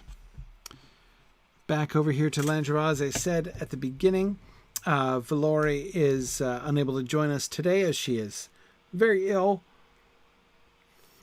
Hoping for a speedy recovery from the latest germ that her children no doubt dragged into her house.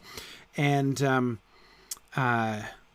we will head off. We're going to go back to Celondim. Let's continue our exploration of the elf regions over there in Arid Luin. So we can head out and take the West Bree stable connection as we've been doing.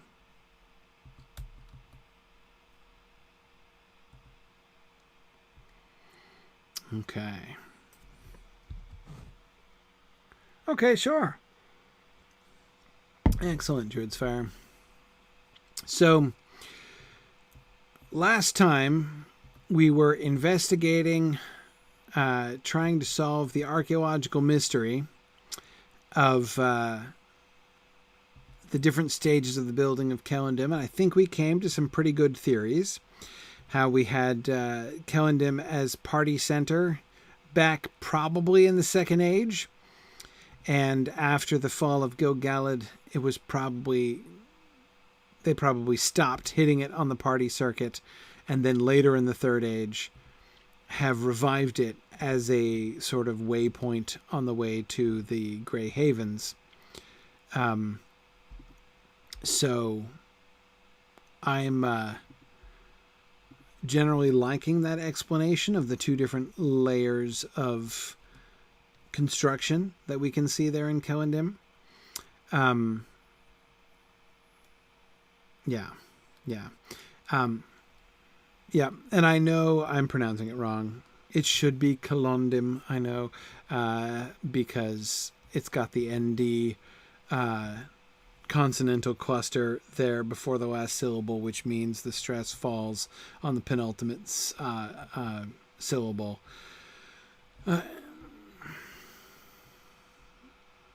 Well, yes. I mean, that is a little bit harder. Last thing I wanted to look around here, we kind of left town yesterday looking around, but the one thing, we kind of skipped the middle of town. We looked at the docks, and then we looked at the buildings leading up the hill, and then we looked at the shrine, but we were mostly focused on those older layer of ruins. This is kind of a weird town. You know? We just had...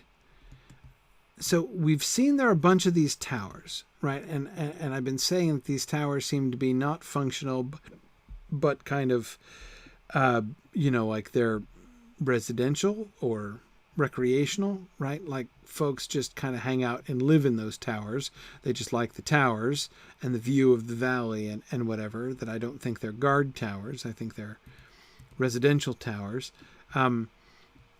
But then when we come up the hill, we kind of came up here and then immediately took off across the fields in search of ruins. But if we come up here like we mean it, we've got these relatively grand staircases, right? These winding staircases, not winding exactly, but curving staircases, which lead us up onto the cliff. So we had that big building down there that we were looking at, which seems to be sort of maybe connected to the harbor. And behind it, the road up to the shrine. Now we've got this other house, which is similar to, but a little smaller than, and with less tower, up on that other cliff over there.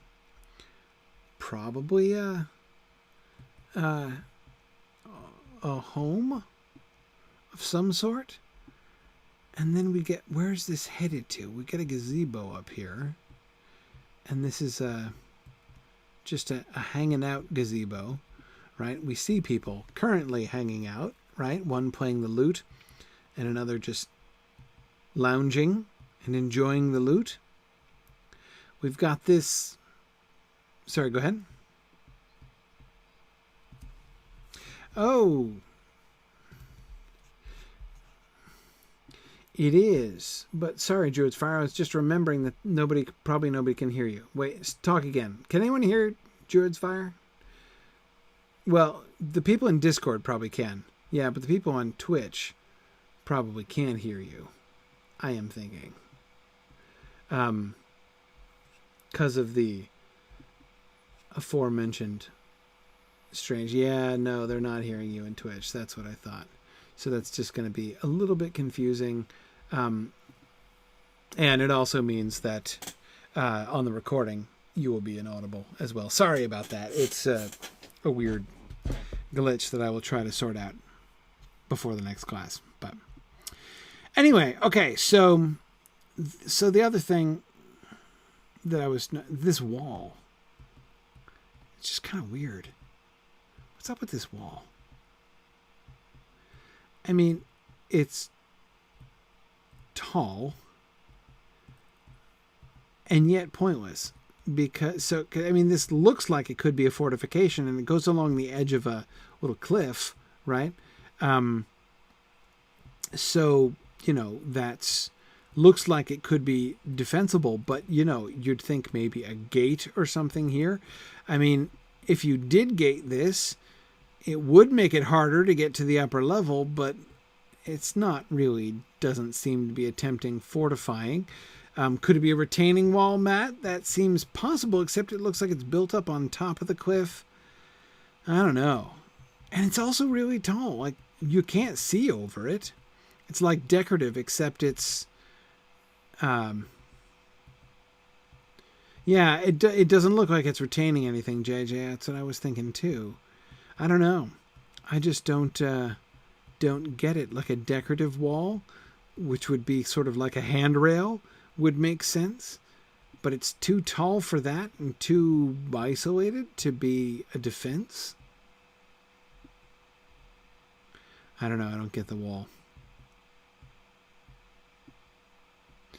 Tired of seeing the neighbor's ugly yard. Well, it seems a little bit strange since we're living in all these towers, which are presumably just for the purpose of better overlooking the beautiful river valley, which is indeed quite beautiful, right? Combining these gorgeous flowering, blossoming trees with the like stark heights of the stone cliffs. I mean, it's very nice.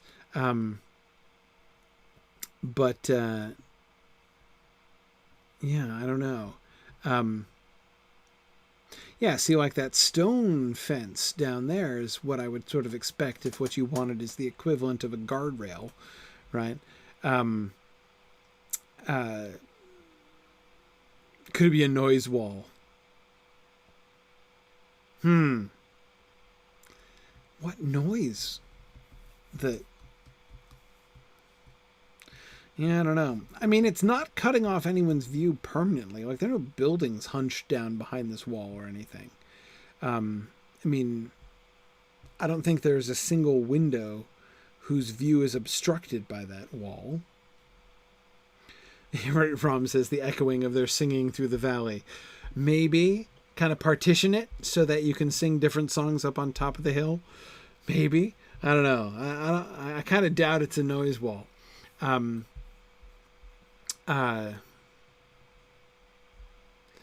It could be preventing things from washing down the hillside in a heavy rain, but that would seem to wash everything through the gazebo, which I can't imagine is what you're really wanting if you're the residents here.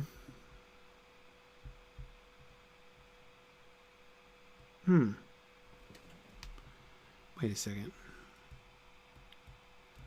Okay, oh, right. Okay, yeah, we didn't really go up there.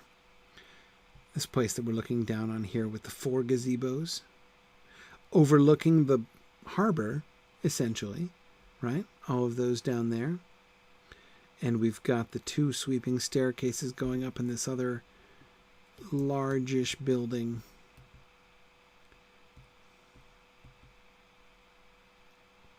Okay.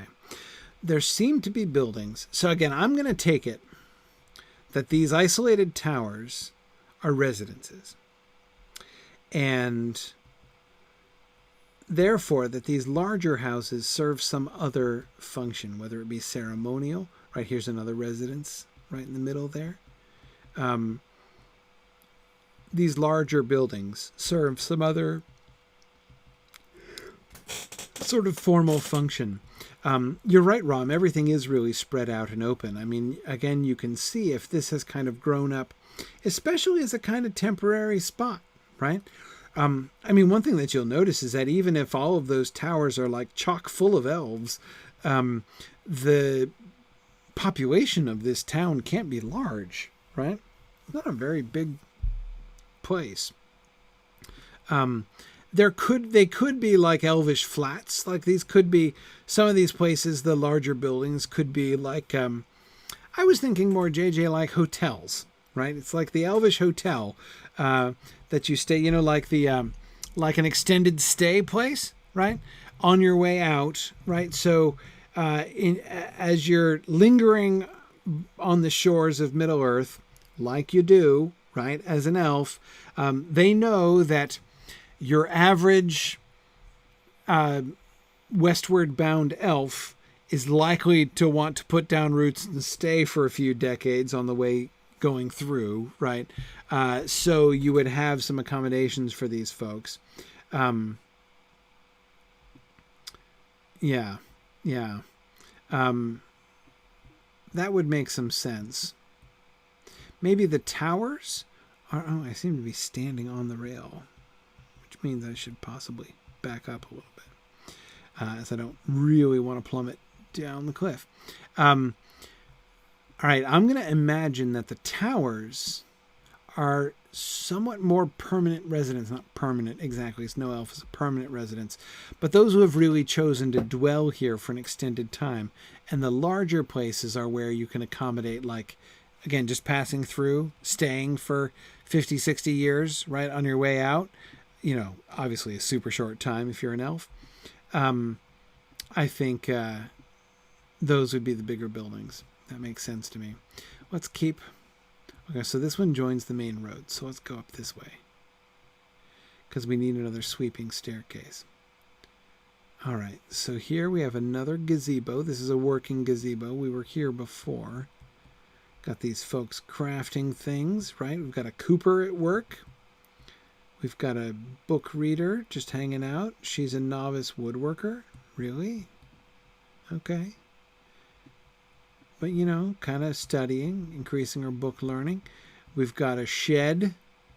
All right, little elvish shed. This is like, what, the cooper's shed or something? Okay, we've got lots of other crafty areas here. Oh, look, another little gazebo with a little shrine to Elbereth. That's nice.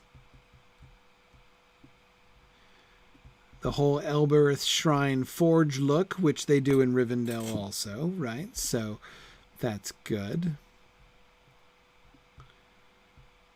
Everything very open air, as one of you was pointing out there before. Yes. See, again, here one is tempted. One is tempted to sort of assert what I have argued is the kind of over-stereotyped view of elves as like one with nature. I do think elves are one with nature, but I don't think that necessarily... So like one might say, right, hey, I thought elves were supposed to be one with nature.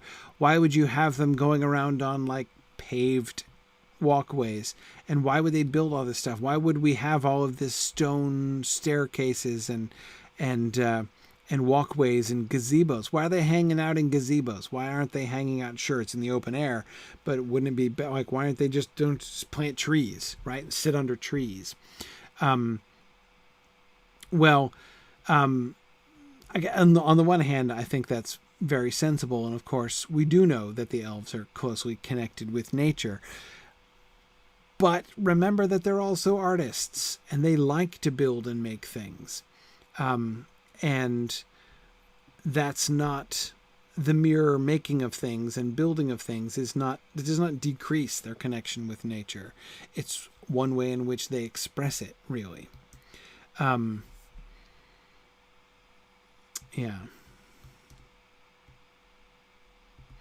I don't know, Rom. I'm not sure I can buy that.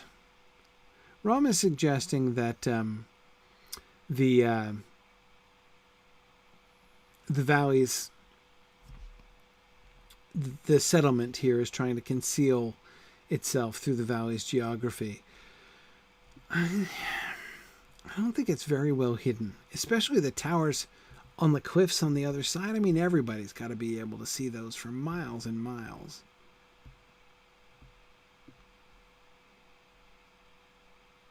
Okay, so this would be another one of the hotel spots, right?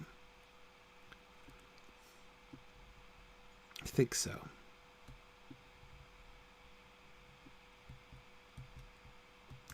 Lovely. Then we'll go up this way.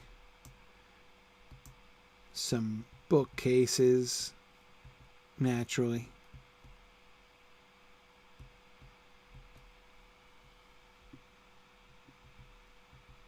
Book is that? I've never noticed that book before.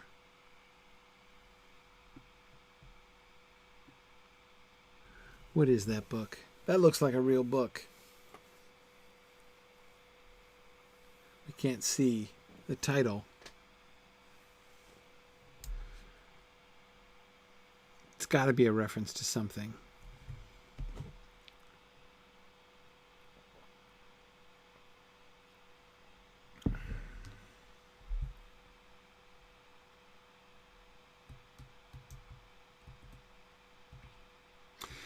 Also, I like the fact that the Elvish library is small.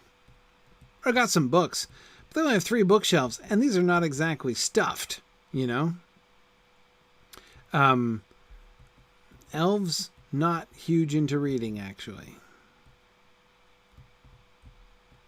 They prefer to remember. Yeah, it's easier when you're immortal. I like this little terrace here. Like, we're just going to pause halfway down. Stop. Look around you. Appreciate the angles here, like what you can see when you look over the river valley from here, having just descended from higher up. Yeah, you probably would want to keep the rain off of the books that you do have. I agree. I agree. Contemplative gazebos.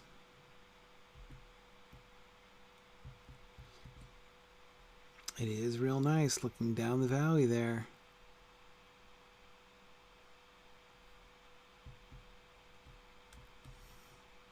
And then yet another hotel up here.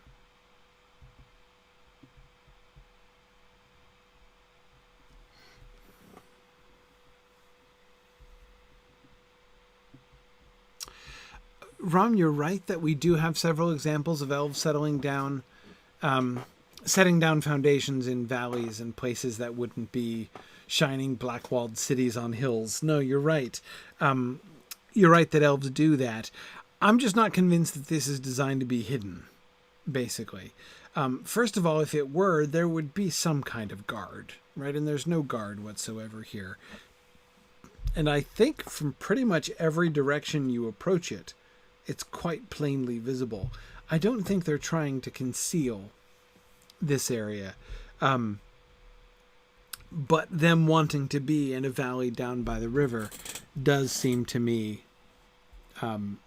still seems to me perfectly sensible. Yeah.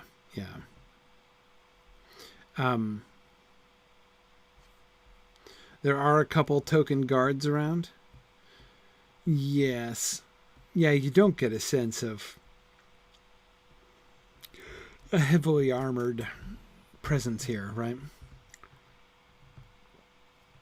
And yeah, Rob, absolutely. This place is utterly undefensible, right?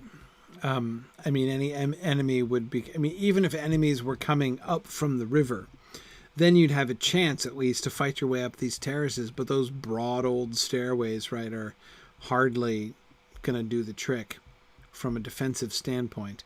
I mean, you do have the several different terraces, so if an enemy had to fight his way up, you could, make him pay for it reasonably well, I think. But of course, anyone coming at you from the uphill side would be able to really just sweep down over everything. So yeah. But I agree, Rom. I think that they observing a proclivity towards valley living, that does seem to me right. And what's more, them being by the water, as that's a really important reminder here, I think. Okay. Good. Let's see, is there more? We carry on uphill? Oh, just the farmland up here, right?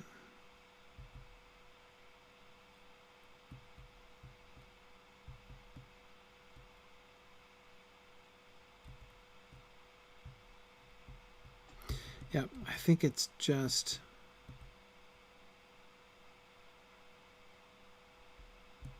Yeah, because over here you can see we're already on the... Yeah, the fields that are sort of sweeping up towards that saddle in the mountains there, where that little valley with the pond is that we looked at before.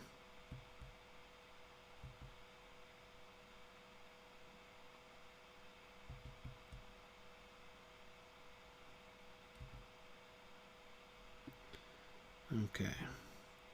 And there's my favorite tower over there. So yeah, I like our theory about the large buildings and the towers. So, JJ, are those 3 tiny farm plots responsible for feeding the entire town? Well, this seems to me like a game mechanic issue, right? Farmland, right? Of course, for those who don't play the game, farming is one of the crafting things that you can do. You can grow food so that then you can then cook food, which food helps you in game and is also fun. So they need places to farm, and having the farmland clearly delineated by the little stone walls and things helps to make it uniform generally across the game. So I understand the constraint of the mechanic of the game there. It's a shame because, in one sense, of course, because it's one of the things we've been talking about in Film lately, was thinking about elvish agriculture. And one of the things that I was saying about elvish agriculture is that I don't think that they would necessarily plant crops in rows, and that they would necessarily, have, what's the term? I forget the farming term. When you only grow one thing in one field. I think that they would have a different relationship. Monoculture, yes. I don't think the elves would necessarily be into monoculture. I don't think that they would have elves. We were talking about this in Film when we were imagining the plains of Tumladen around Gondolin, which clearly have to be cultivated, obviously, or the Gondolindrum are all going to die very soon. So we're just sort of imagining, if we were depicting that visually, what would we show? And I think we wouldn't show neat square patchwork of, rows of corn here and rows of wheat over there. I don't think that's how elves would farm necessarily. So like I said, I think that they were a little bit restricted by the farm plots that they had already arranged in the game, and so they inserted those plots there. But I don't see any reason to think that those 3 farm plots at the top of the hill are the only place where the elves grow food. And yeah, do they eat fish? Sure. Why wouldn't they eat fish? I see no reason to doubt their eating of fish. We know they hunt. We know they eat meat in general. And so presumably would eat fish as well. I have to think they would. Okay, did I not even look at this shrine before? How did I not notice how weird this is? This is weird. This is a super weird shrine.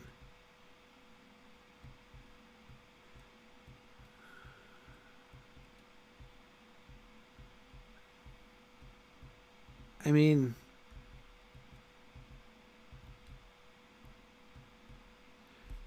what is this, like all my Vardas? What? Why do we have 6 Elbereths here? Why?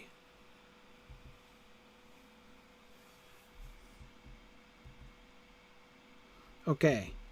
Elbereth Shrine. I kind of get that. Now, Scudo, I hear you in saying that there's no sign in Tolkien's writings that elves made shrines at all. Agreed. We don't see anything like this. No, we don't. Could I imagine them making a statue dedicated to Elbereth? Sure, I can imagine them doing that. I don't think it would be a proper shrine exactly. I mean, the use of the word shrine is perhaps incautious on my part. The game isn't insisting that it is a shrine. It is not using that term itself. That's my word for this. And again, it's perhaps an incautious term. But okay, like, these are all identical statues of Elbereth. If you're going to make one statue of Elbereth in here, why do you make 6? I don't get that at all. And what's up with the dais here in the middle?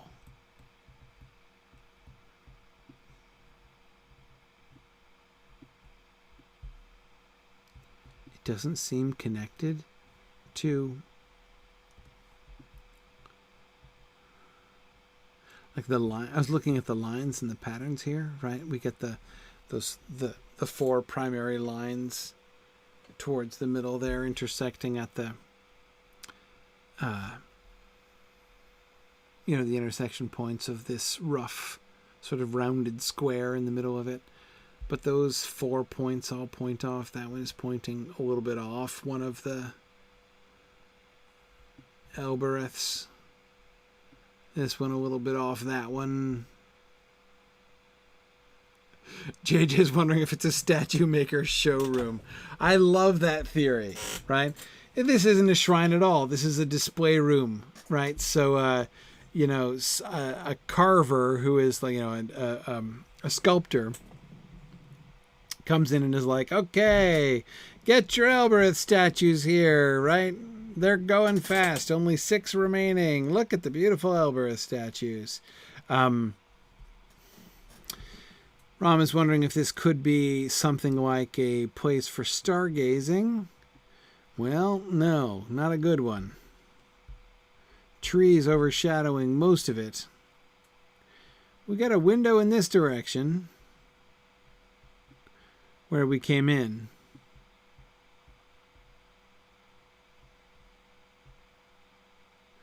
Yeah, but by and large, no, not an astronomy observatory here.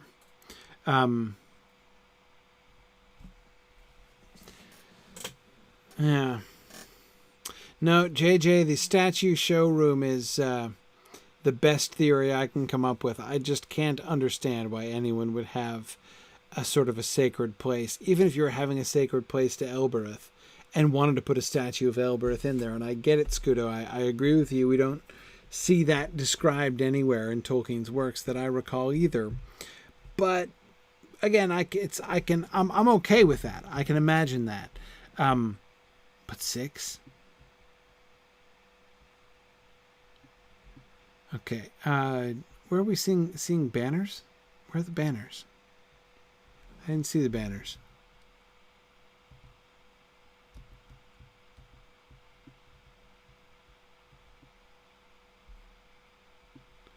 Oh, back at the tower we started at. Yeah, oh, well, those banners are just the Elvish banners that we've seen. We saw them in Rivendell, too, right? The elemental ones, the air, earth, fire, and water banners, and the star banner. Yeah, yeah. Yeah, okay. Showroom. Outdoor showroom for the sculptor. So the sculptor probably lives here, right? The one who carves, and of course they bought one for Rivendell. So there presumably used to be 7, and then they shipped one out to Rivendell. Yeah. And there's that tower, the original tower that sent us on our search last week. Okay, good. And there are the ruins up the hill, right, of the old party spot. Okay. Cool. All right, that's good. Well, next week we will continue to look at the map here. We'll continue on up towards, through Falathorn towards Duelond, the other major Elvish town up here. We looked a little bit at some of the ruins that we see, but we'll look at some more as we go through. See if we can figure out this realm here as we move up, and then of course we will transition into dwarf lands up there before long. But all right, I'm gonna let you guys go. It's getting late. Thanks everybody for joining me, and I will see you guys again next week. Remember, class next week, and then we'll be off the week after that. Thanks everybody. Good night, and I will talk to you guys soon. Bye now. Thanks for joining me on this epic exploration of The Lord of the Rings, and of Standing Stone's video adaptation of Tolkien's story. If you are having even half the fun I'm having on this journey, I hope you will consider supporting the project by donating at signumuniversity.org/fund.